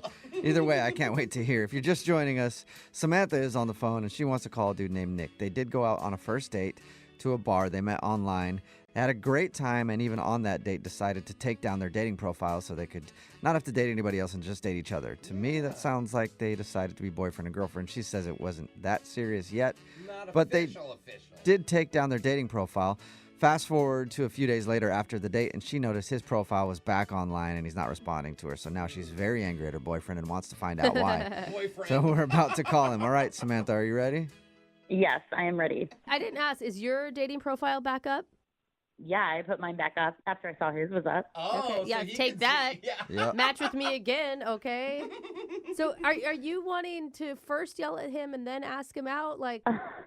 I mean, I just want to know why somebody would literally pretend like they wanted to be exclusive and then ignore somebody. It's just rude. Right. Hopefully, there's something to happen. I don't have to tell him how rude he is, but. Okay. Okay. Well, let's hope. I'll dial this phone number right now and see if we can figure it out, okay? Yep. All right, here we go.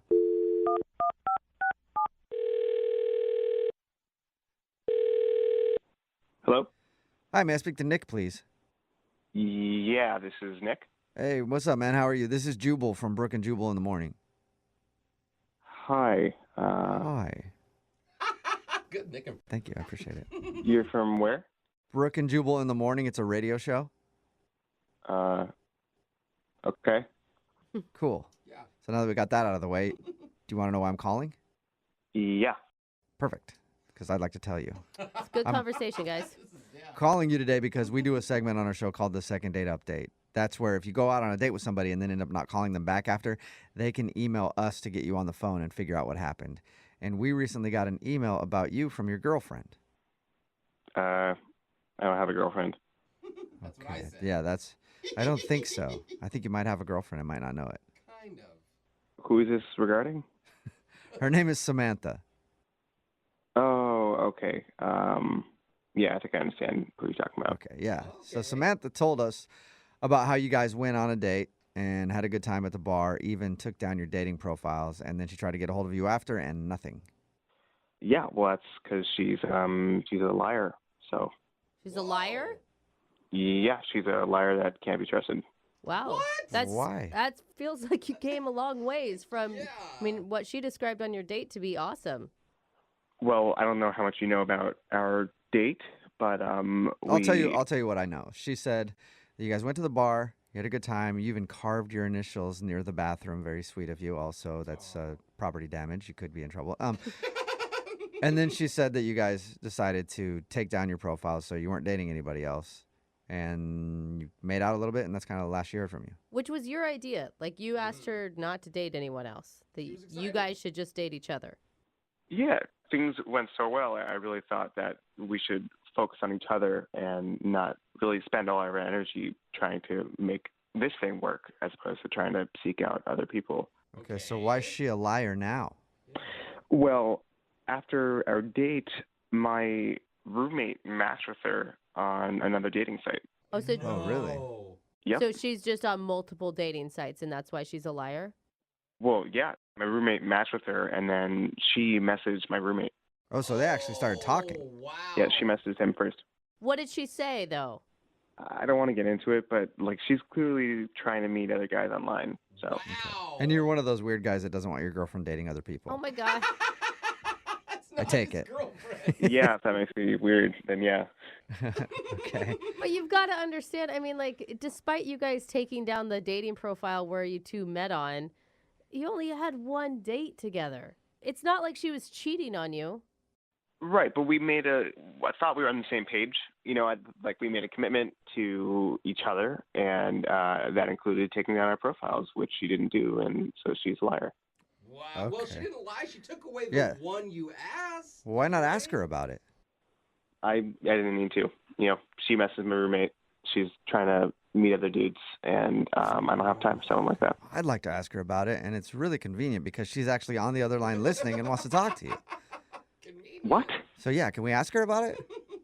Wait, what? She's here? Yes. Yeah, I think so. Samantha, are you still there? Yeah. Hi, Nick. Hi. Hi.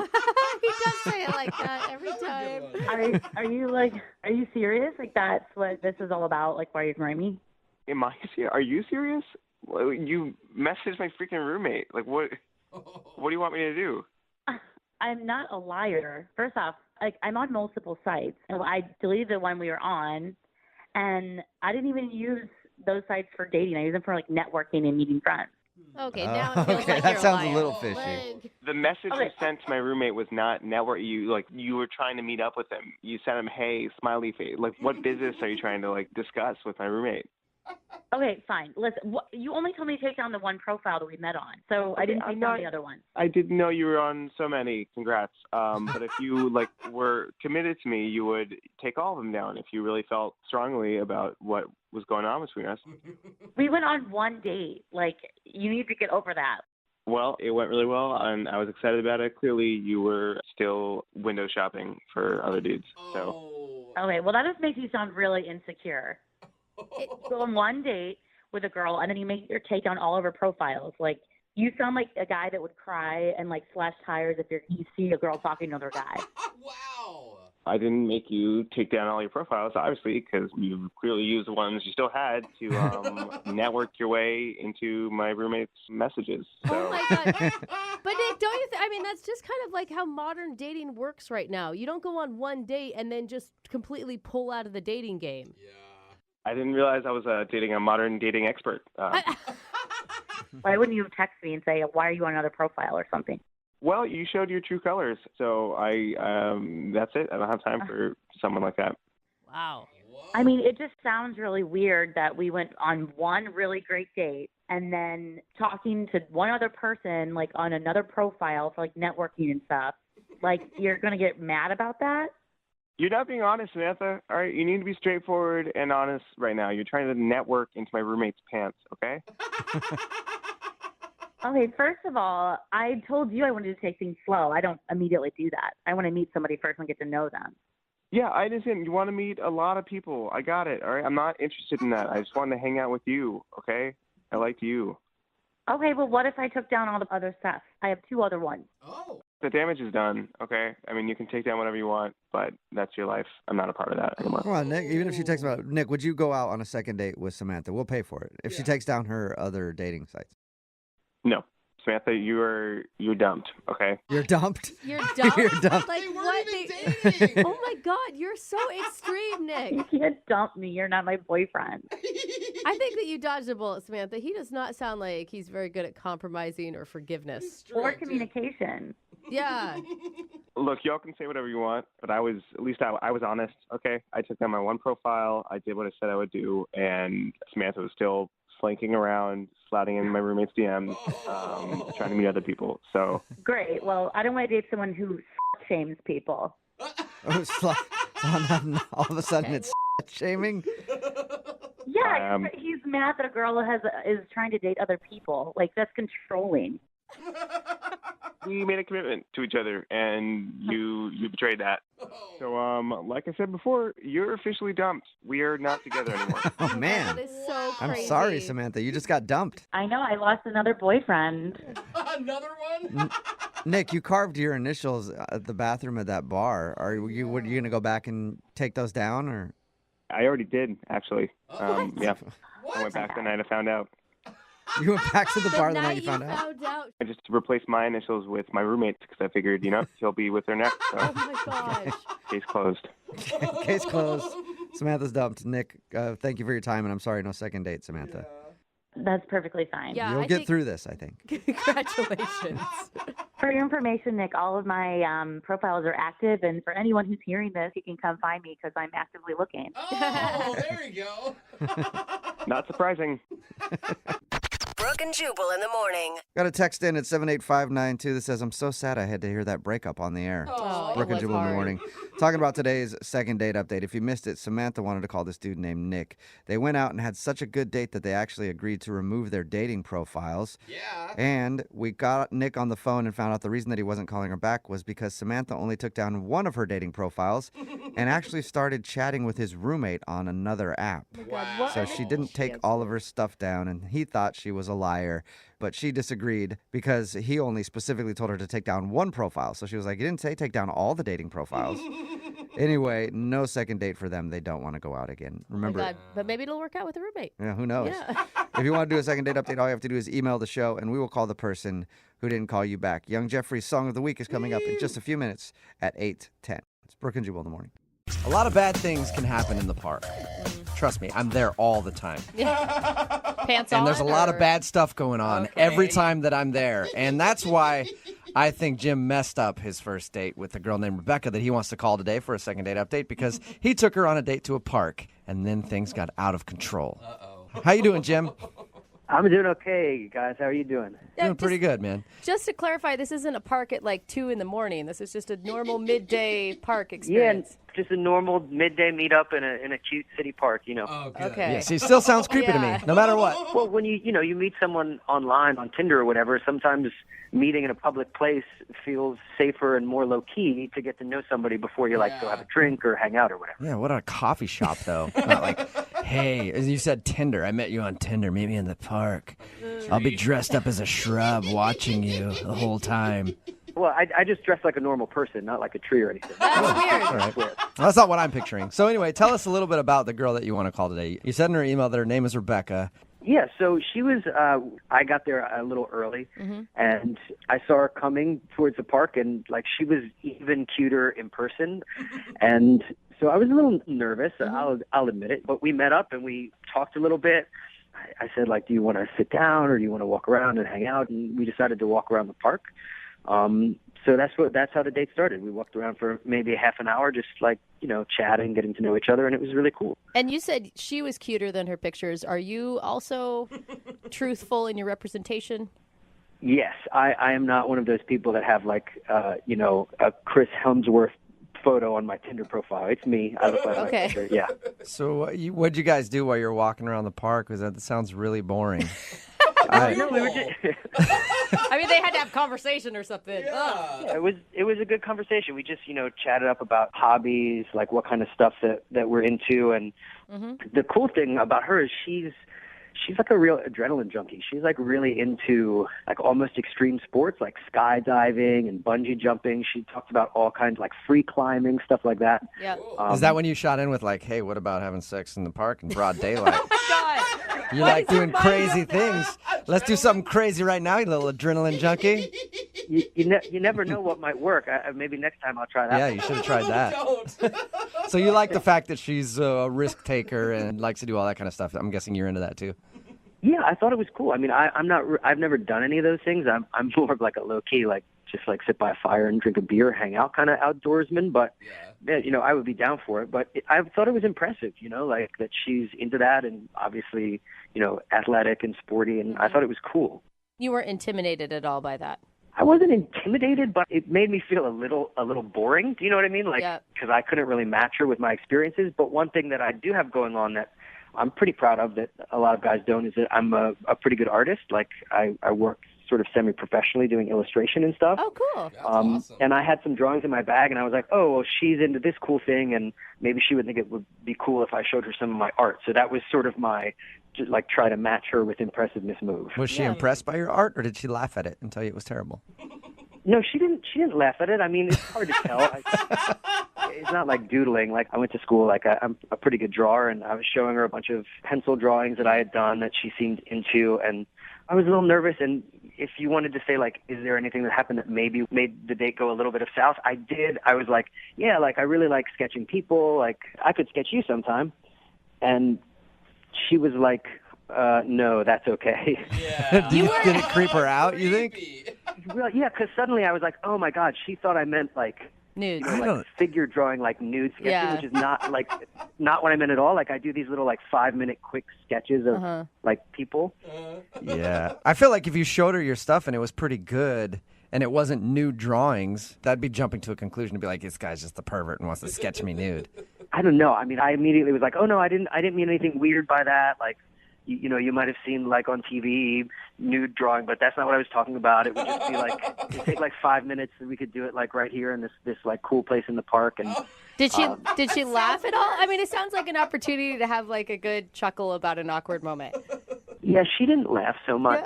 Okay. What did she do when you told her that you She could? was just like, no, that's cool. That's okay. It's kind of how it went, and I was like, okay, that's awkward. All right.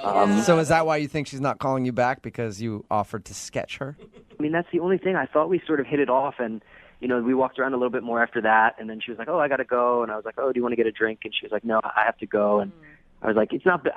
This didn't get weird about the sketching thing, right? And she was like, no, I just have an appointment, and then she left. That's when you should have whipped out your papers and been like, let me sketch you a drink before you leave. That's a good move, I think. That's not a bad move. I filed that one away.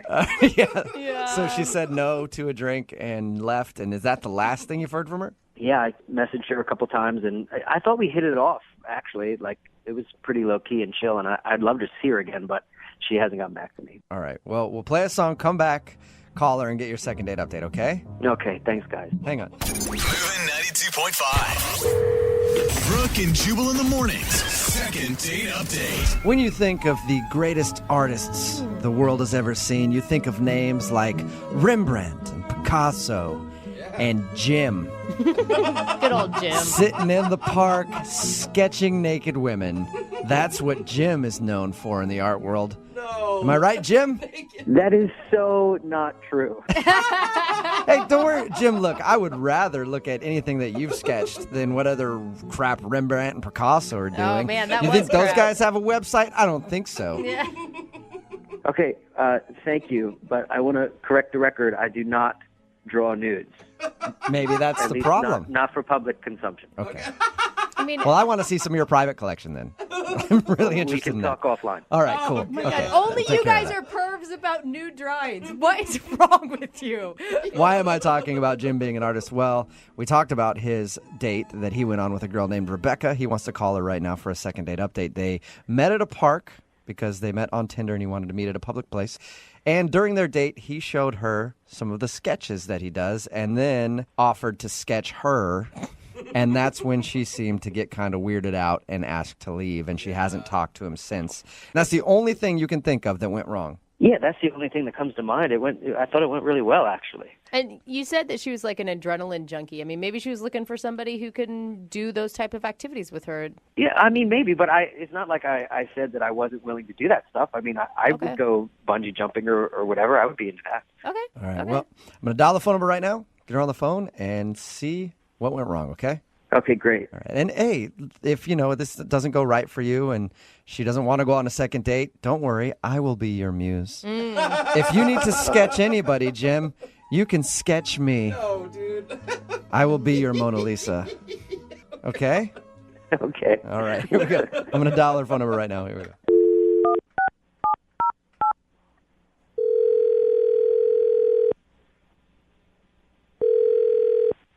Hello. Hi, can I speak to Rebecca, please?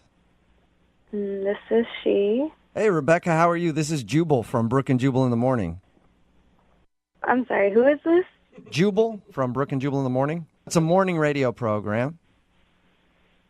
Okay. Okay. We play a lot of crappy music and then sometimes talk in between that music.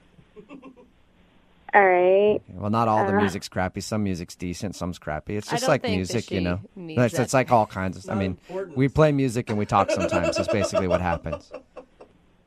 Is this really a radio show? Yes, it is. It's quality, isn't it? It makes you want to listen. I'm calling you because one of our listeners recently emailed us about you. What? Yeah, his name is Jim. He emailed us and wanted us to get a hold of you because you guys went out on a date and now you're not calling him back. And Jim is very curious if you did something wrong. He really contacted you about our date? Yeah, he said he liked you a lot and was hoping to go out with you again. We talked to him about your date, and he said that you guys met on Tinder and then went to the park and hung out for a little while. And then at a certain point, you were just like, well, he told us that he offered to sketch you. And he thinks that might have creeped you out, but he meant it in the most innocent way possible. Yeah, well, that's the thing. He already did sketch me. What? What? What do you What mean? do you mean?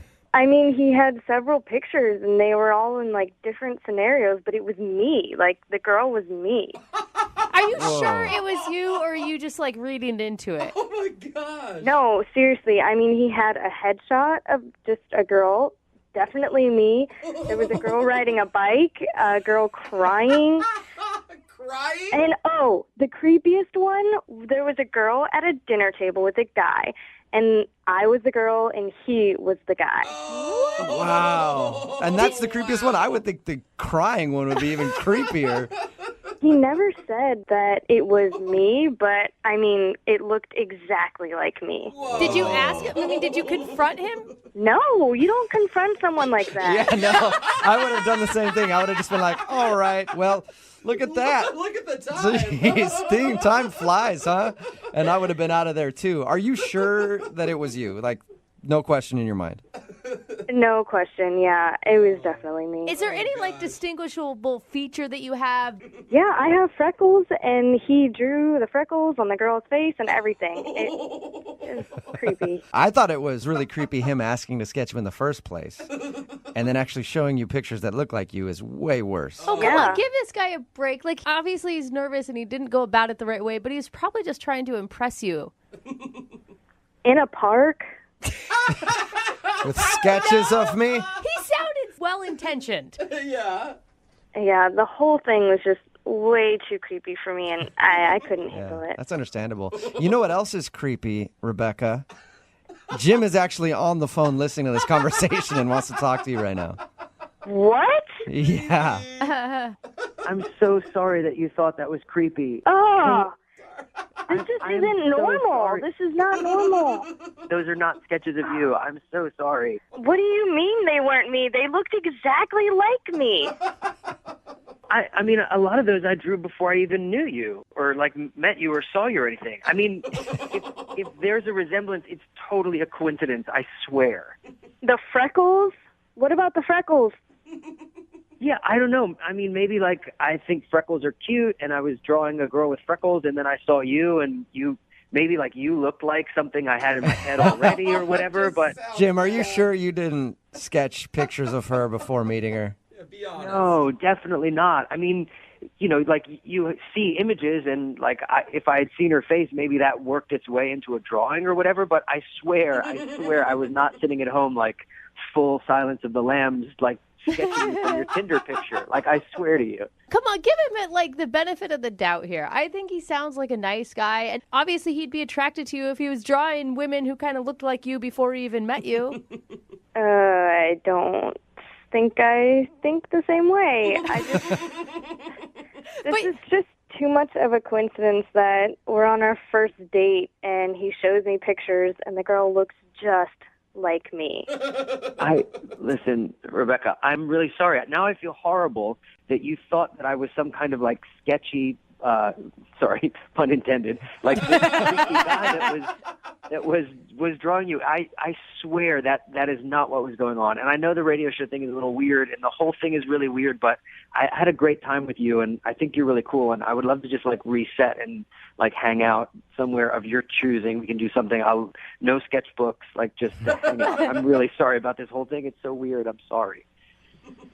Yeah, I just can't get rid of the image of me looking at myself crying in your picture. I mean, what was I even crying about? It wasn't you. It's just it's an image. There's no, like, story or context. It's just a random person. It's just like a circumstance. There's no story behind it. Hey, Rebecca, would you like to go out with Jim again? We will pay for a second date. Oh, give him a second chance.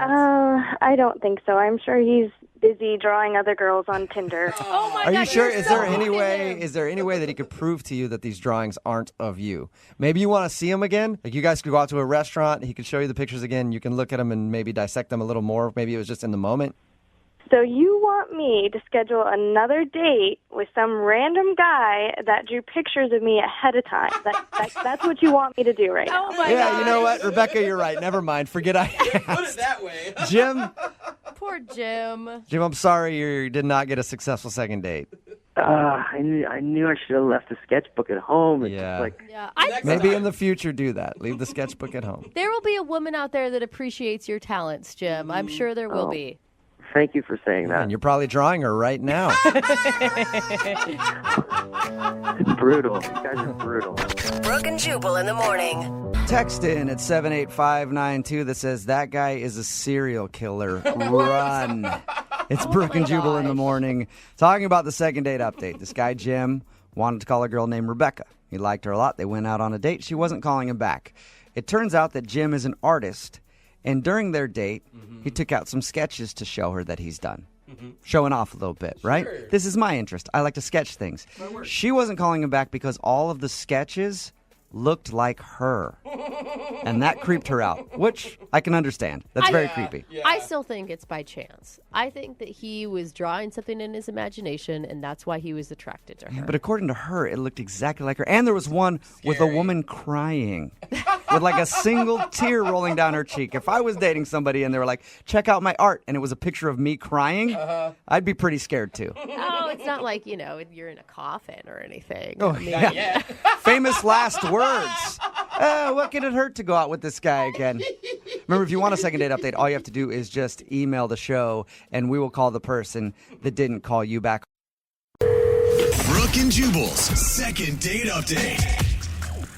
Today's second date update is just another case of the old hit it and quit it. Uh-oh. Quite literally, because Cassie, who was on the phone to do a second date update today, says she met the guy that she went out on a date with because they got in a car accident. Oh. And now he's not Okay. calling her back. So maybe not the hit it and quit it that you were thinking about. What's up, Cassie?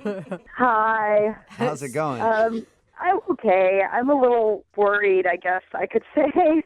You're worried? That seems kind of intense for just a first date. I'm just concerned if I did something wrong or if this whole situation is different than I perceived it. I mean, you know how dates can be. You could think things are going well and they're probably not. Yeah, most of the time they're not. Yeah. 98% of the time they're not. So Right. your email said that you met him because you were in a car accident? Were you in the same car together or? No. This is kind of stupid on my part, but I was driving and there was a lot of traffic and this song played on the radio that I really love and I just started jamming out and I was really happy and I wasn't paying attention and I rear-ended this guy. Oh, man. So how do you go from hitting this guy's car to going out on a date with him? So he steps out of his car, he slams the door, turns around and he looks and he is just furious and he's clearly really upset, really angry, and he walks up to my door, and I get out, and he's like, what the hell are you thinking? Can you not see? Are you blind? Do you know how to drive? And at this point, he's so angry, and I felt so bad. I kind of started crying, and... Oh, no. That could be a lot of emotions in that situation, especially Right? if someone's that angry. Yeah, so I started crying, and he immediately eased up. He just stopped. And he was like, oh, my gosh, I'm sorry, you're really beautiful. And I was just kind of, yeah. Why you crying? So he's screaming at you about running into the back of his car and then just like a deer in headlights goes, whoa, sorry, you're hot. Yeah, I don't know if it was the tears or what. Most people don't look pretty when they cry. You are lucky. I get real snotty, puffy-eyed. I mean, it literally looks like someone had punched me in the face 4 times. That's what I thought about myself, too. But I guess, I don't know, I guess there was something dreamy about it. But Did he segue from you're beautiful into let's go out on a date, forget the insurance, and... basically, I was kind of joking. I was like, oh, are you doing this just to get my information? I was going to give you my information either way, da-da-da-da. And he's like, no, I'm really serious. He was really sincere. And so we get to talking, and we're really clicking. And he asked me out on a date. And I was like, oh, you know what the heck? Why not? Okay, that's a cool way to meet somebody. At least you have a good story. No kidding. Right? And how was the date? The date was amazing. We took a walk around the city, and, we just talked about everything. I felt really comfortable and at ease with him. And That's all you guys did was walk? yeah, we walked around and we talked. Weird. It was pretty low key. I don't know why that sounds like such a strange date to me, just walking around. Straight? Yeah. Yeah, I it don't is- like to walk in general. And then just going on a walk with somebody sounds I love torturous. walking. It's so nice. Okay. Glad none of his anger issues popped up again for you. Fortunately, none of them popped up. It was just all really sweet, really lovely. And, at one point we even kind of started to hold hands. What? Yeah. That's cute. Yeah, it was really cute. Time flew by. And then, I got to the point where I was like, well, maybe I'll invite him to my place for a drink or something. So I did. And he was like, well, I've got things to do and da-da-da. So we parted ways. He gave me a hug. It was nice, but I felt kind of strange. And then since that time, I don't know, I haven't heard anything from him. And so I thought maybe the whole date was different than I expected. Maybe he just wanted my information because of the wreck. But why would he hold? Yeah. I mean, why would he have to go to hold your hand? Or even meet up with you at all. Totally. Right. And I would think since it went so well and we spent a good deal of time together, I don't know. I thought there was the start of something maybe. I will say it is kind of weird that he turned down your offer to go up to your place for a drink. Yeah, maybe I did something wrong. Maybe I was just awkward or it was going well in my head and it actually wasn't. Or maybe he was so into you that he scared himself. Oh, gosh. I don't know. That's intense. Oh, gosh. Is there anything that you can think of that might have gone wrong? Maybe he thought I was pretty when I cried and I wasn't so beautiful when I wasn't crying. He's like, sorry. I don't know. I only date chicks that are in tears. Yeah. You're lame. Maybe you should have yelled at me and I would have cried a little bit. Well, we'll play a song, come back, call him, and get your second date update, okay? Okie doke. All right, hang on. Moving 92.5. Brooke and Jubal in the mornings. Second date update. Coming this summer to a theater near you, it's the feel-good hit of the year.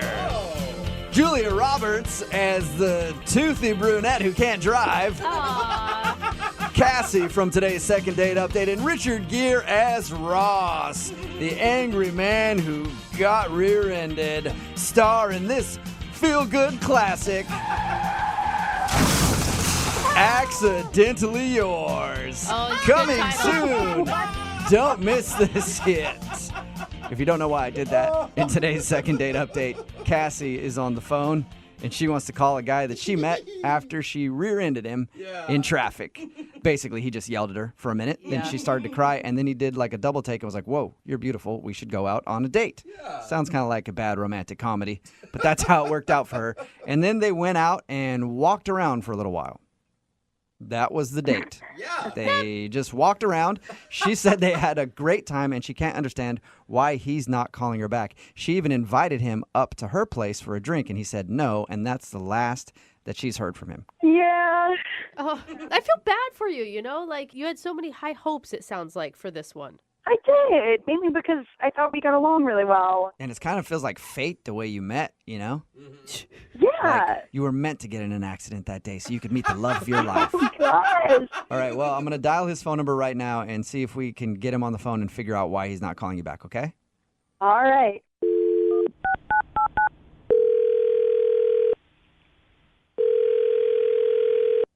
Hello?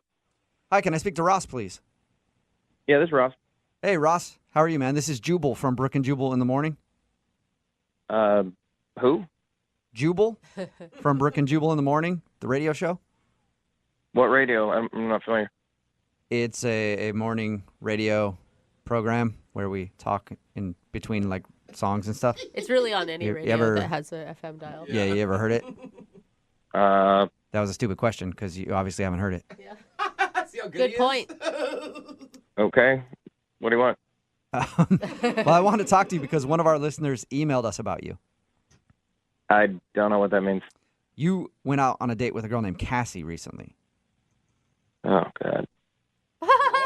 Okay. That's a positive review already, Ross. And Cassie emailed us because she said she really enjoyed going on a walk with you and thought that you enjoyed it too, but now you're not calling her back, so she's wondering why. Why are you, I mean, you sound really not into Cassie at all. Correct, yeah. Okay. Do you mind telling us why? Well, we're kind of in like a legal dispute at the moment. You talking about the car accident? How do you know about that? Well, she told us how you guys met, how she hit your car and then you got out and yelled at her and then stopped and told her she was beautiful and asked her out. And why would there be a legal dispute? It sounds like she rear-ended you. It was her fault. Yeah, I don't think I should really go into details or talk about it. Okay. Well, okay, so forget the legal thing, forget the car accident. Let's just focus on the date. Did you not enjoy spending time with her? Not particularly, no. Really? What? Didn't you guys, I mean, she told us that you held hands. Like, holding hands is pretty intimate. Well, yeah, I mean, she asked me to hold her hand when we crossed the street. I don't know if that's romantic or not. So it wasn't like you grabbed her hand and held on to it as a romantic gesture. No, I didn't pull like a Cary Grant or something. She said, hey, can you hold my hand while I cross the street? And I was like, all right, whatever. What? Yeah, sure, I guess. It's kind of weird, though. Like, is she scared to cross the street? I think she was trying to flirt. How do you go from getting in a car accident and being so stunned by her beauty that now you sound like you can't stand her? How does that happen? First of all, I'm not sure if I was stunned by her beauty.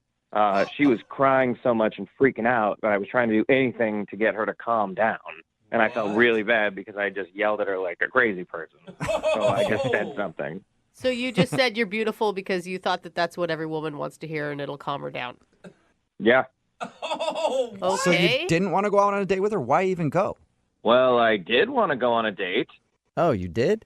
After I calmed down, I thought, oh, she's actually pretty cute. But then I went out on the date and I thought, oh my God, this is a terrible idea. What was so terrible about it? Because according to her, there was like nothing really interesting. You just walked around and, from her perspective, enjoyed each other's company.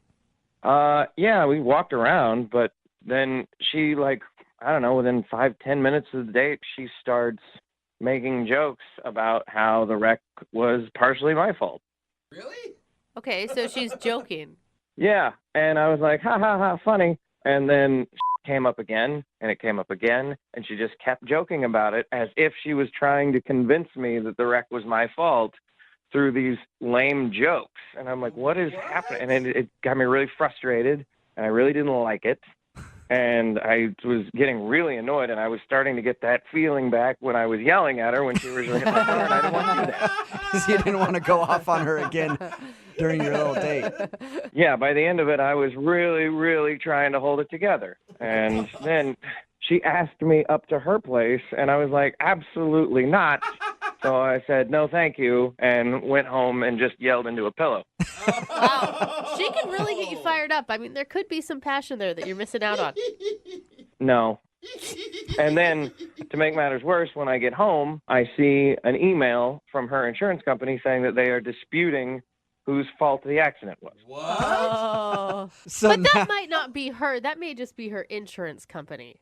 Maybe, but she was joking about it, and then I found that out. Yeah. So I want nothing to do with her. Okay.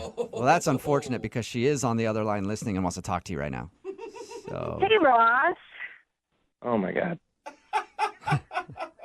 I was just joking. I thought it was funny, you know? Yeah, maybe one time would have been funny, but 6, 7, 8, however many times it kept coming up, it wasn't funny. It was annoying. It was not that frequent, and you know that. It was not that frequent. I mean, maybe I just read that you thought it was funny. I come on, like, people get wrecks all the time, and it's kind of funny that it played out this way. I thought it would be funny to, like, say that's how we met, you know? Yeah, it's how we met, but you're getting the facts wrong, okay? It wasn't my fault. You rear-ended me. It was clearly your fault. I mean, it was kind of your fault. Oh, wow. Like... No, it wasn't. There was no kinda. There was zero fault on my... You rear-ended me. That's how that works. Oh, come on. Don't be like that. Like, you know you were trying to hit me. I mean, a little part of you did want to hit me. Like, let's Are you crazy? I saw. I remember when you look in the rearview mirror and there was a face, and then like I'm in the back of your car. See, these are the kind of jokes that annoyed me on the date, and that you're still doing them. Ross, are you sure that you didn't see a cute girl in your rearview mirror and slam on your brakes, just hoping that her car would end up in the back of yours? Right. I mean, I thought it was kind of charming.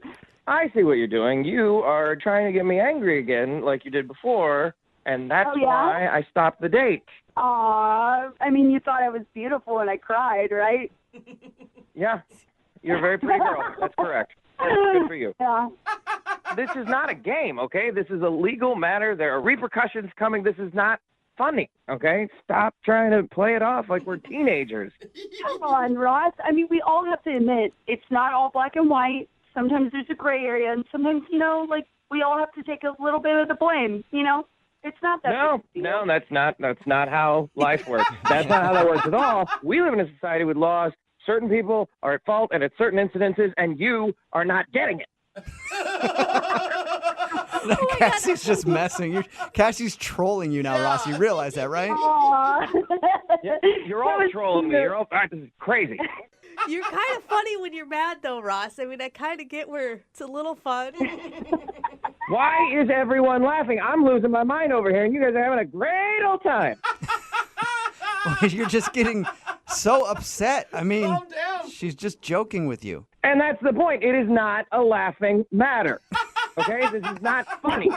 No. What are you laughing at? I'm laughing because you're getting so mad and you don't have to.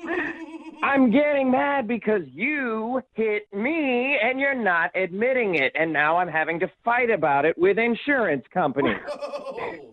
Oh, Roz, you gotta stop focusing on that stuff. The courts are gonna handle it. Let's just focus on you and me and the good time we had. There is no you and me. You and me aren't. That doesn't happen. It can happen, Ross, if you'll go out with her again. Will you go out with Cassie? That is not going to happen. Come on, one more time. Just go out with Cassie and we'll pay for your second date. Pay for a second date so you can make fun of me all over again on the radio? I don't think so. Come on, Ross. I will side with him a little bit where I'm sure you're having to spend a lot of time on the phone with insurance companies, and that can be a little upsetting. You don't have to talk to them. You could talk to me. I'm talking to you right now, and it's not going well for me. Brooke and Jubal in the morning. Brooke and Jubal's second date update. A dude named Mike is on the phone for a second date update today. He said he went on a double date with the girl he wants to call. I've only been on one double date, and it worked out great for me. I got in an argument with the girl that I was with and ended up leaving everybody. Why is So that I don't great? think double dates are very good, and so it's no wonder that Mike's not getting a call back after his double date. Oh my God. Mike, did you guys argue on the actual date, and then you just ditched out? No, that didn't happen. Good. my That's God. not normal. That is so awkward for the other three people that were with you. She was terrible. She was a horrible person. Oh my God. Anyway, it's not about me. It's about you right now, Mike. What's the name of the girl you want to call today? Her name is Erin. Erin. All right. And where did you meet Erin? So we actually met at a bar crawl. Okay. A few weeks ago, we had a 7-legged bar crawl. What is a 7-legged one? It was pretty much you and a group of friends get tied at your leg. It's like 6 of us tied at your legs. What? And you just go to bars all night and drink. What? And you're tied together? How do you fit through anywhere? It's Like an if you're 6 people deep. And you have to actually crawl. Yeah, that's part of the fun. I mean, you have to figure it out or you just won't make it, you know? But wait, how do you hit on a person when you have 6 other people tied to you? Are they all just standing there awkwardly listening to your... I mean, it's like if she didn't like me, she couldn't run away, right? Wait, so she was... Oh, wait. Was she tied to you? Was she in the group of people that were tied together? Yeah, she was. Oh, okay. I see. Okay, I got thought it. It was like one 7 group of people tied together talking to another 7 group of people. I Me get too. it now. I thought that too. No.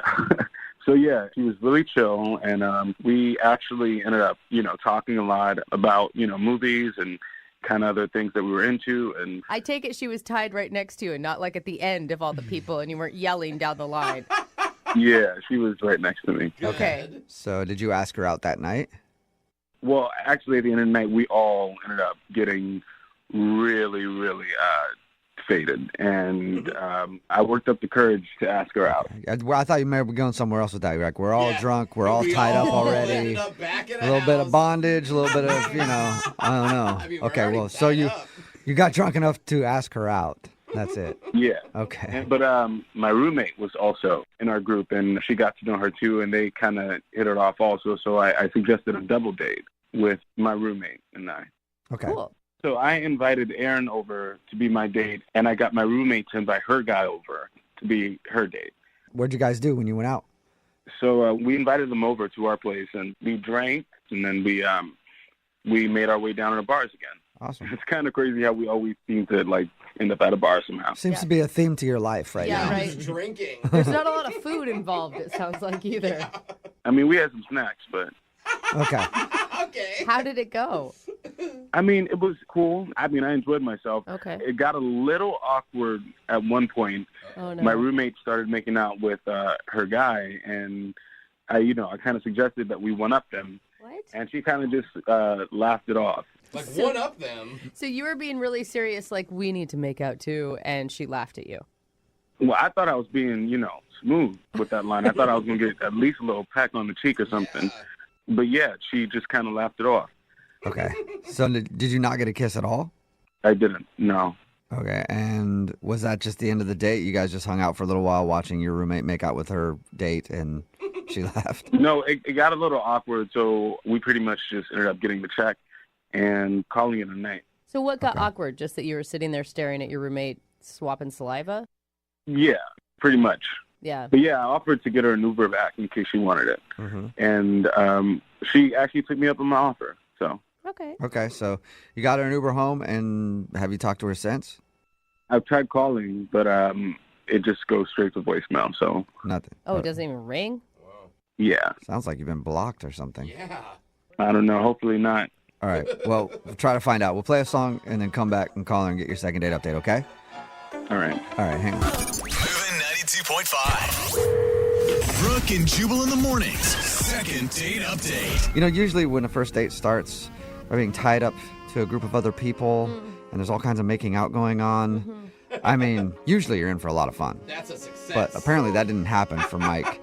He wants to call a girl named Erin today who isn't calling him back.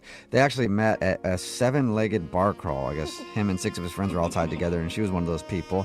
Then he ended up asking her out. She hung out with him and his roommate and another dude on a double date. Yeah. Things were going okay, but then it got awkward when his roommate started making out with her date in front of them. He made a joke like, maybe we should try to one-up him. She wasn't into that. And then she got an Uber home and hasn't called him since. So see if we can find out why. All right, Mike, you ready to call her?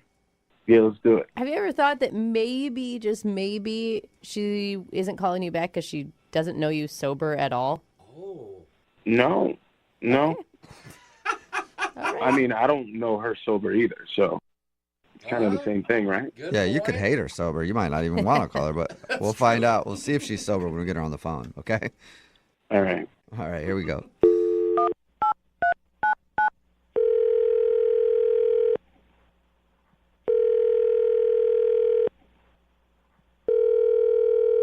Hello?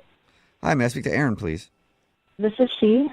Hey, Erin, how are you? This is Jubal from the radio show Brooke and Jubal in the Morning. Sorry, who?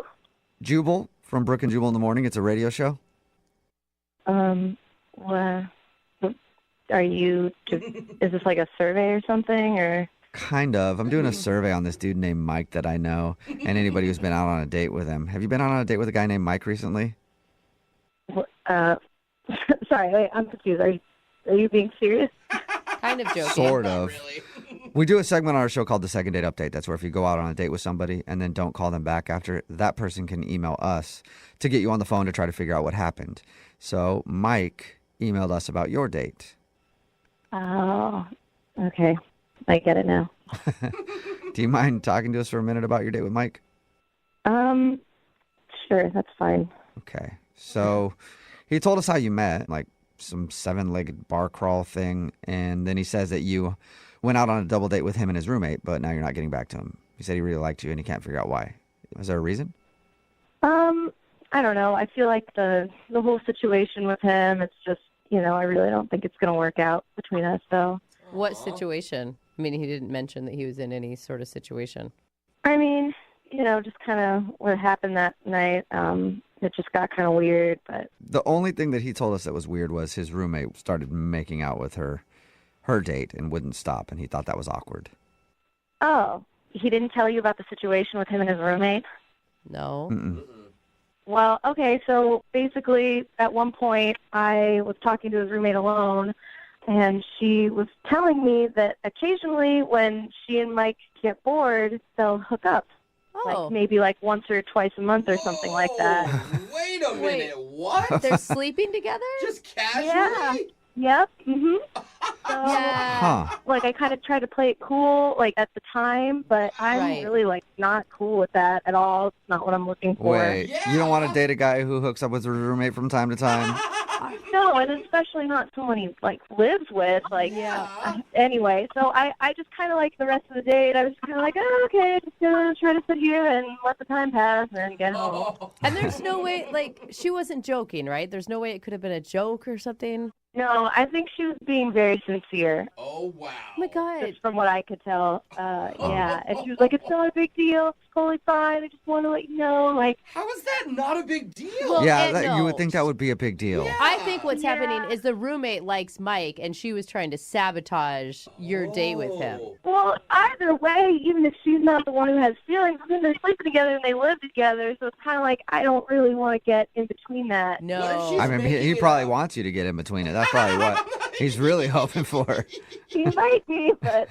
What if she's making it up, though? She's not making it up. You don't make up something like that. I don't know. You're roommates, dude. That is... Who is going to date Mike when he's sleeping with his roommate? No one. Yeah. Anyway, I'm kind of surprised you didn't mention that, but... Yeah. Well, that answers our question. Definitely does. Pretty cut and dry there. Yeah, so, after that, I didn't really want to, like, go out with him again or see him again. Yeah. Well, the good news is you don't have to see him again, but I do want to see if you'll talk to him again because he's on the other line listening and wants to talk to you. What? Are you serious? Yes, I am. Mike is on the phone? Yeah, Mike, you still there? Oh, my God. Are you serious? Hey, I heard all of that. I mean, what's the big deal? What's the big deal? Are you serious? It's not a big deal. I mean, we're not exclusive. Oh, my gosh. I mean, I don't really care if you're not exclusive, but you're, like, the girl you live with. Like, your roommate. It's only once in a blue moon, and it's purely physical. You know what I mean? So, we're not exclusive, and I don't know why this is a big deal. For real. You don't know why that's an issue. You're sleeping with somebody that you live with. No, I mean, are you trying to pressure me to be your boyfriend? Is that what you want? Oh, my God. Women always trying to, like, ruin your life right away. No. I mean, it seems like you're trying to pressure me to not see other ladies. No, you can go ahead and see other ladies. I'm looking for someone who doesn't have your situation going on. Yeah. I mean, Mike, think about it. Like, how could she ever trust you if you guys did start a relationship? Yeah. I mean, my roommate's dates are cool with it. I don't see how you wouldn't be cool with it. Well, it's just what if you're just sitting around and we're starting to get serious, but one day, like, what if I'm out of town and you just get really bored and you hook up with her and, like, what then? Like, it just then... Well, if that did happen, I'd tell you. I'd be honest about it. Yeah, if we were dating and I slept with my roommate, I'd at least let you know. That's very nice. That is nice of you, Mike. I appreciate the honesty, but that's still just not really what I'm going for. Like, think about it this way, Mike. Like, if I asked you to come over to my apartment and then I told you, like, oh, hey, I'm having sex with my male roommate over here, would you be, like, super cool with that? Like, what would you think of that? I mean, I just want you to call me after you've showered. Dang, wow, man. That is... I mean, I'm just saying, we should be allowed to date other people. Why do you care who I date? We're not exclusive. Did we sit down and have a conversation and say, hey, I'm your boyfriend, you're my girlfriend? Like, that, we did not have that conversation. Obviously, we haven't had that kind of conversation. And it's different, too, when the person that you're, like, seeing just lives is 10 feet away from you all the time. I mean, that just makes it even weirder. Like, I can't, it's just not something I'm into. Mike, why aren't you just dating your roommate? No, I'm not into her like that. I mean, that's just weird. Oh. Yeah, it's weird weird. to date someone that you're sleeping with casually who happens to live with you, too. It's odd. I'm with you there on that one, Mike. I mean, honestly, have none of you guys hooked up with any of your friends because you've been bored? Yeah, but it wasn't No. multiple times a month, and I didn't live with them. I mean, I highly recommend it because it's pretty fun and it's pretty convenient. Very right. convenient, too. So hear that, Aaron? It's convenient. Yeah. Oh, yeah, I'm sure it is. Wow. Well, I mean, keep it on, Mike, but I don't think I'm going to have any part of that. Well, hold on, Aaron. Before you get to that, let me just ask you, would you like to go on a second date with Mike? We will pay for it. No, I'm sorry, no. Oh, shocking. Oh, man. Aaron, how about this? How about you come over one night with my roommate? We can all, like, have dinner and talk this over. Uh-huh. You Sounds know? like something Yeah, else. it sounds like you got something else planned, Mike. Yeah. Have some drinks. I think, Mike, you guys just have different boundaries, right? Yeah. I think so. Yours are a little bit more open than hers. A lot more open. I mean, she's definitely open to come over whenever she wants. Oh, okay, Aaron. Open invite. Well, I'm sorry, you turned down the date, but you got an open invite over to Mike's place whenever you want it. That's kind of nice, right? Thank you. All right, well, appreciate you telling us why you didn't call him back. And Mike, maybe be more upfront about that with other dates that you go on, and you might find a girl that's right for you. Or don't say it at all. Or just, again, start dating the roommate. Ew, I would never date her. She's like my sister. Oh, All right, it's getting worse. Getting even worse for you, Mike. Take care, man. Brooke and Jubal in the morning. Brooke and Jubal's second date update. When we do these second date updates, we always have dudes on the phone that are like, I got the perfect technique for how to meet ladies. Oh, yeah. And the guy on the phone today, his name is Sean, and all his email said was that he uses a technique called the Ben Franklin effect. Don't really know what that is, but I'm guessing that's you go to a retirement home and convince all the ladies there that you're the one who invented bifocals, and then they're super excited to meet you because now they can read things. Yeah. Bifocals. Wow, you invented that? Sexy. Hey, what's up, Sean? How are you? Hey, guys, how's it going? Pretty good. I'm interested to find out what the Ben Franklin effect is. Or unless I got it right. Did I get it right? No, it's not quite like that. Oh, Oh, all right. it's actually a kite in a lightning storm. Is that what it is? No. You're close. Okay. Okay. So you convince a woman that you are Ben Franklin's ghost and that they must sleep with you in order for you to finally be put to rest? I mean, you are I founding would say father. I would take that. This is a real technique. I admit I learned it from this blog, but it's a really legit thing. It is. Okay. So wait, this is the first time you tried the Ben Franklin technique? Yeah, I mean, other people have tried it before. I didn't invent it, but yeah. Okay, well, we'll get to what that is exactly in a second. First, let's find out about the girl you want to call today. What's her name? Her name's Erica. Erica. And how did you meet Erica? We're actually in the same class together. I go to a night school at the community college. Cool. She sits next to me a lot of the time, and she's beautiful and really smart. And Oh my God, do you get so excited when she actually sits next to you in class? Like, here she comes, she's going to sit by me. I don't know. Is it middle school or college? yeah, of course I do. And that's why I thought I could try out the Ben Franklin effect on her, because I read about it and I thought maybe this would work. Okay. So basically you ask a girl to do something for you, and she does it, and subconsciously she then likes you more, and she's more open to you. She's receptive to you. And Ben Franklin apparently used this with his rival inventors or something to get them to like him more. So he'd be like, hey, can you pick up that paper I dropped? And then they would do it, and all of a sudden, subconsciously, they like him more because they did something for him? Yeah, exactly. That's it. So what did you ask her to do for you? I sort of planned this out, I have to admit. But the first thing I did was I dropped a pencil in class, and I said, hey, Erica, would you mind picking that up? And she did. She picked up the pencil. Right? Okay, all going according to plan. And then you winked at her and you're like, now you want to sleep with me, don't you? I mean, it wasn't that effective. Okay. Pencil isn't a good analogy there. Well, I had to stick with it, right? So then the next week, I said something like, hey, Erica, would you mind if I borrow some paper? And she was like, sure. And she ripped out a paper from her notebook and she gave it to me. Mm-hmm. Okay. The next week, I said, hey, Erica, if you happen to be at the drugstore this week, would you mind picking up some Post-it notes for me? What? Now you're So you having actually her run remember, errands you actually asked her to grab you some Post-it notes from the store. Did you give her your grocery list the following week? No. I mean, I actually needed some Post-it notes, but she looked at me really funny. Of course. But I said, no, I'll pay you back, and my schedule's just been crazy, but I'll pay you back. And she did it. She got me the Post-it notes, and she brought them the next week. But don't Wow. you think, I don't know that she likes you more. Doesn't it say that she liked you to begin with if she's willing to go think of you and pick up Post-it notes? Well, maybe, but I'm trying out the technique. Okay. Okay, right. We'll stick to the technique. So it appears to be working at this point. I mean, she's doing the things that you're asking. Well, yeah, and after the Post-it notes, I realized, like, okay, I can sort of just sit down and talk to her now. So I said, hey, we should hang out sometime. And then she was like, yeah, but my schedule's pretty busy picking up things from the store for you. I don't know if I will have time to go out with you. Well, she said yes, so, I thought it was working. Okay. What'd you guys do?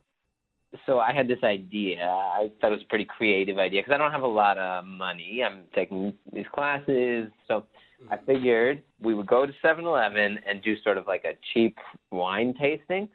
Dude, that's awesome. I give you lots of points for that. Thank you. I thought it was kind of clever. So we bought all these like $5 wines, and then we took them to the park, sort of nearby, and we tried out these wines, and we were laughing, and we were talking about true crime podcasts. We both listened to them, and we were sort of really connecting. And then you're like, this Carlo Rossi and Boone's Farm. I mean, the notes are really amazing. Very oaky. Would you like a Mad Dog? Yeah. Yeah, we're not wine experts, but that was sort of the fun. Yeah, totally. And then she said she had to get going. And so I walked her to the bus and gave her a hug, and, that was it. But I thought, okay, that went pretty well. Okay. All right. And have you guys talked much after that? We were texting for a while, and she sort of stopped responding to me, but she said, like, hey, I'm going through a difficult time, which I wasn't really sure what that meant. And then it started happening that I was in class, and she would stop sitting near me.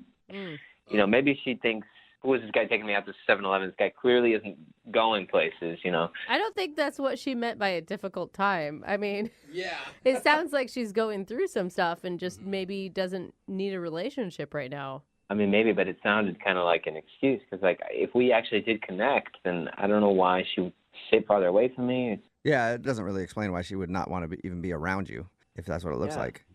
Yeah, and I can take her on a real date, but anyway, I need your help to sort of figure this out. I'm really hoping to get a second date because I really liked her. Okay, cool. Well, we'll play a song and then come back and call her and get your second date update, okay?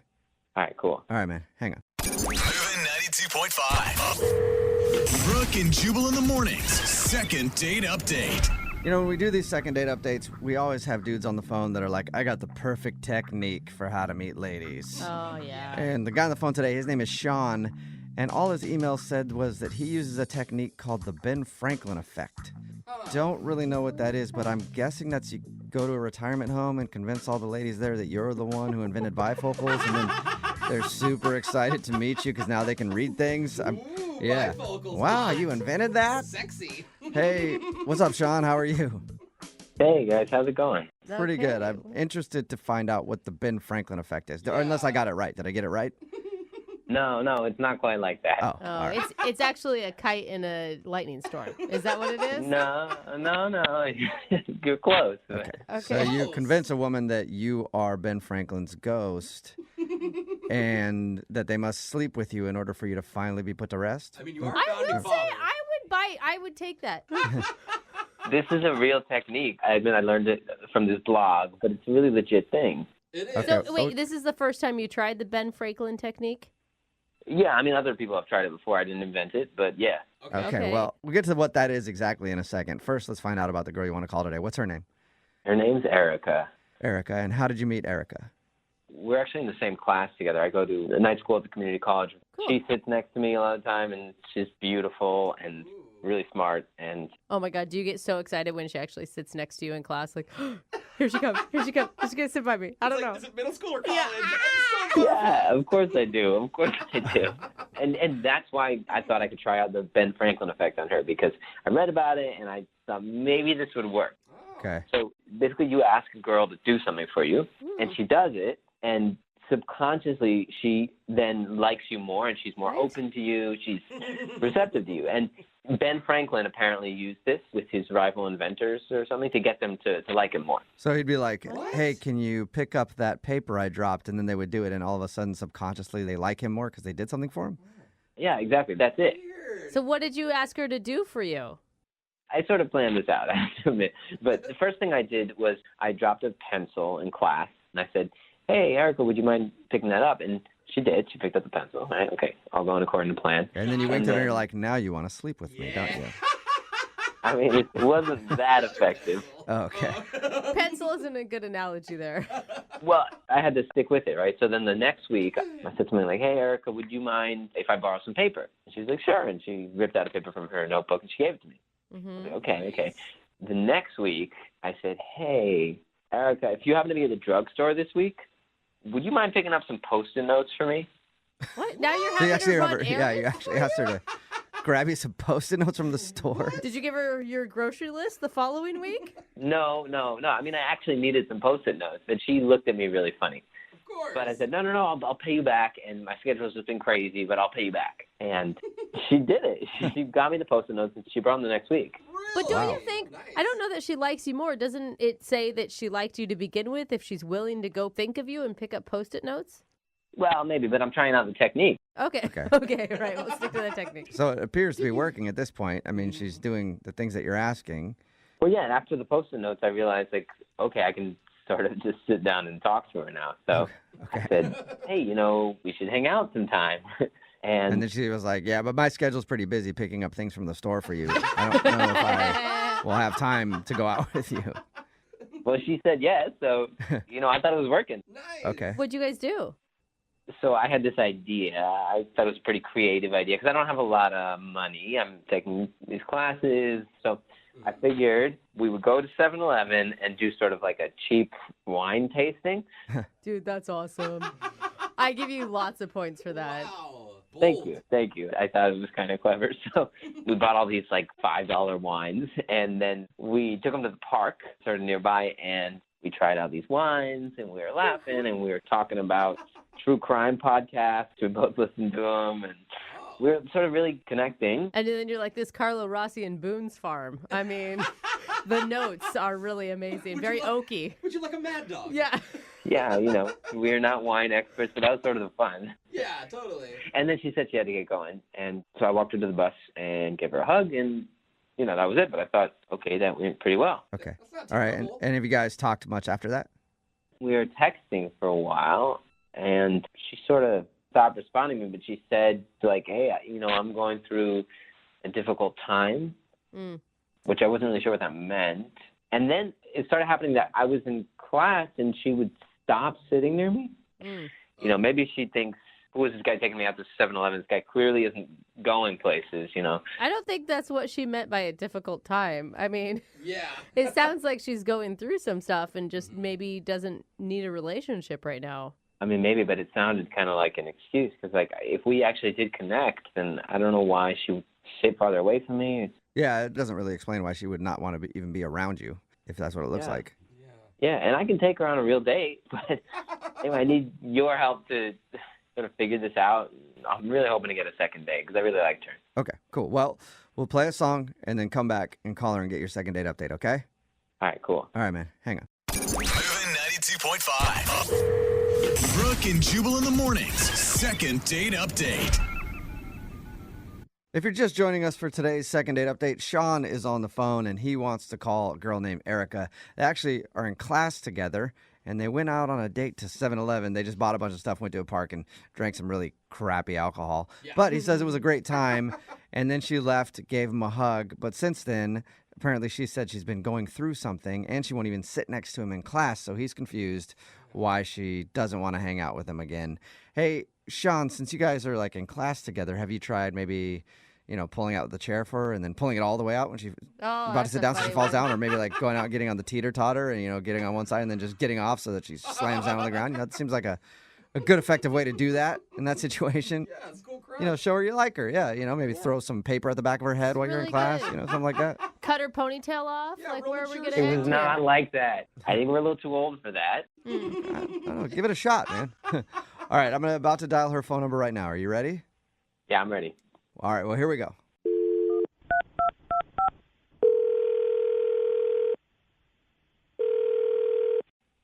Hello? Hi, is this Erica? Yes, this is.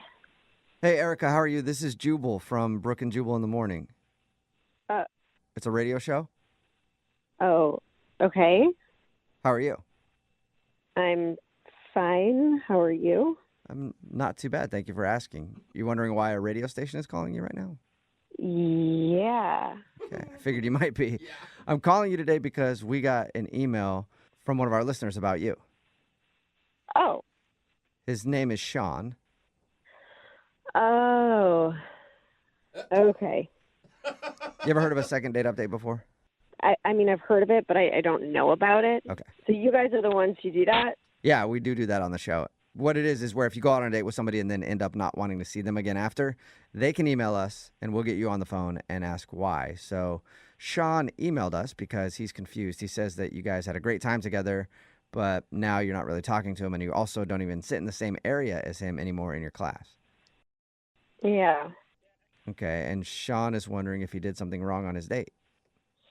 No, he didn't do anything wrong on the date. The date was really fun. We're both students right now, and obviously funds are short. So he had this idea. He's like, we're going to do a wine tasting. Yeah, he told us all about your date. And it sounded like kind of like a fun thing to do. Even if you weren't broke, it just kind of sounded fun and quirky. But I love wine, and I even want to do it. I'm like, that actually sounds like a great idea that I will be doing this Saturday night. Did he do something? No, he didn't do anything. I'm going through a really difficult time with something in my life right now, and I have some drama going on, and I needed time to not date or like have someone texting me every single day. Told him, he told us that you texted him and you're going through a difficult time. I'm like, dude, give the woman some space. Yeah, and like he's very sweet, but he just kept persisting and kept on bugging, and it's like I have some drama going on with my girlfriend, and he like wouldn't back off, and so that kind of turns me off. It's like, can you just listen and respect my wishes? Okay. So probably us calling you for him is even sexier. Right. Yeah. Well, I mean, it sounds like you have something serious going on. I don't want to really like keep prying about that because I don't want you to treat us just like you did him and stop talking to us. But would you mind at least like maybe telling him that this is the reason you're not talking to him is because you're dealing with something right now? But she already told him that. Yeah, I guess, when I see him in class, I could just tell him then, Yeah. Or you could do it now because he's actually on the other line listening and wants to talk to you. What do you think about that? Wait, what? Surprise. Yeah. Sean is on the other line listening. Are you serious? Not bugging Yes, you I at am. all. Yeah. Hey, Erica. Hi. You just don't give up, do ya? Yeah, I'm sorry. I don't mean to be weird or anything, but I want to know what's going on in your life. I mean, I care for you, Erica, and I'm worried about you. Well, thanks. I appreciate that, but, I'm just dealing with enough from my friend and my mother. Yeah, no, I get that. It's just that I haven't heard from you in a while, and I really do care for you, Erica, and I want to be here for you. You know what I mean? I want to know what's going on with you. Erica, are you annoyed by this, or do you think it's sweet? Where do you stand right now? I understand that his intentions are pure, but I'm going through the worst thing ever right now. So, well, it's like, don't you want to respect her boundaries? Like, she's obviously set them. Yeah, of course. The last thing I want is for you to feel uncomfortable, Erica. I'm a really good listener. So if you ever do want to talk about it, I'm here. I just want to let you know that. I mean, he's a really good listener who doesn't understand that you already told him that you had something going on in text message and that you weren't available for a relationship. Can you just tell me, Erica, is it like a death in the family? Because I understand what that's like. No, it's not that. That's good. Okay. I'm glad that no one died or anything. Is it like your parents got divorced? Sean, I think the point is she doesn't want you to press her into talking about it. You're just going down the list of possible scenarios. Look, okay, fine. It's just my best friend, who I've known since I was 2 years old, is getting married, okay? And I'm also very close with my mother, and my best friend has been close to my family for years, like family vacations together and everything. And she didn't invite my mom to her wedding, but she invited our other friend's mom, who she's only known for 5 years, to the wedding. What? Oh. That's what you're going through? Wait, your mom didn't get an invite to your best friend's wedding? I mean, I'm not trying to downplay your problems, but that's the big thing that you're dealing with? Yeah. Do you know how insulting that is? To my mother, like, she's been a part of the family for years, and then she didn't invite my mom to the wedding, but she invited our other friend's mom. So there, Sean, now you know. Now you know what you've been pressing me about, and I hope you feel good about yourself. Wait. You told me that you were going through a difficult time in your life. Like really difficult. Yeah, this is difficult.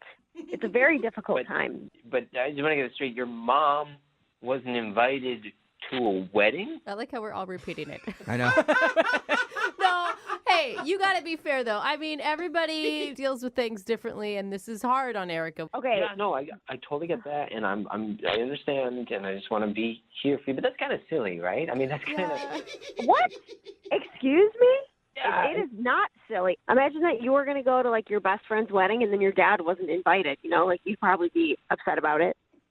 Well, yeah, maybe for like 2 minutes, but I was expecting something a lot more devastating than that. Well, I'm sorry that my version of devastation doesn't meet your standards, okay? But I'm actually going through something really difficult right now. And this is exactly why I didn't tell you, is because I knew that you wouldn't understand, and now here you are, like, giving me shit about it on the radio. Okay. Like, who does okay. that anyways, okay? I get it. I'm sorry. Okay, I get it. I get it. I get it. Oh, my God. Hey, but you know what? Lucky for you, Erica, that this is the worst thing you're dealing with. You live a very charmed life. What's that supposed to mean?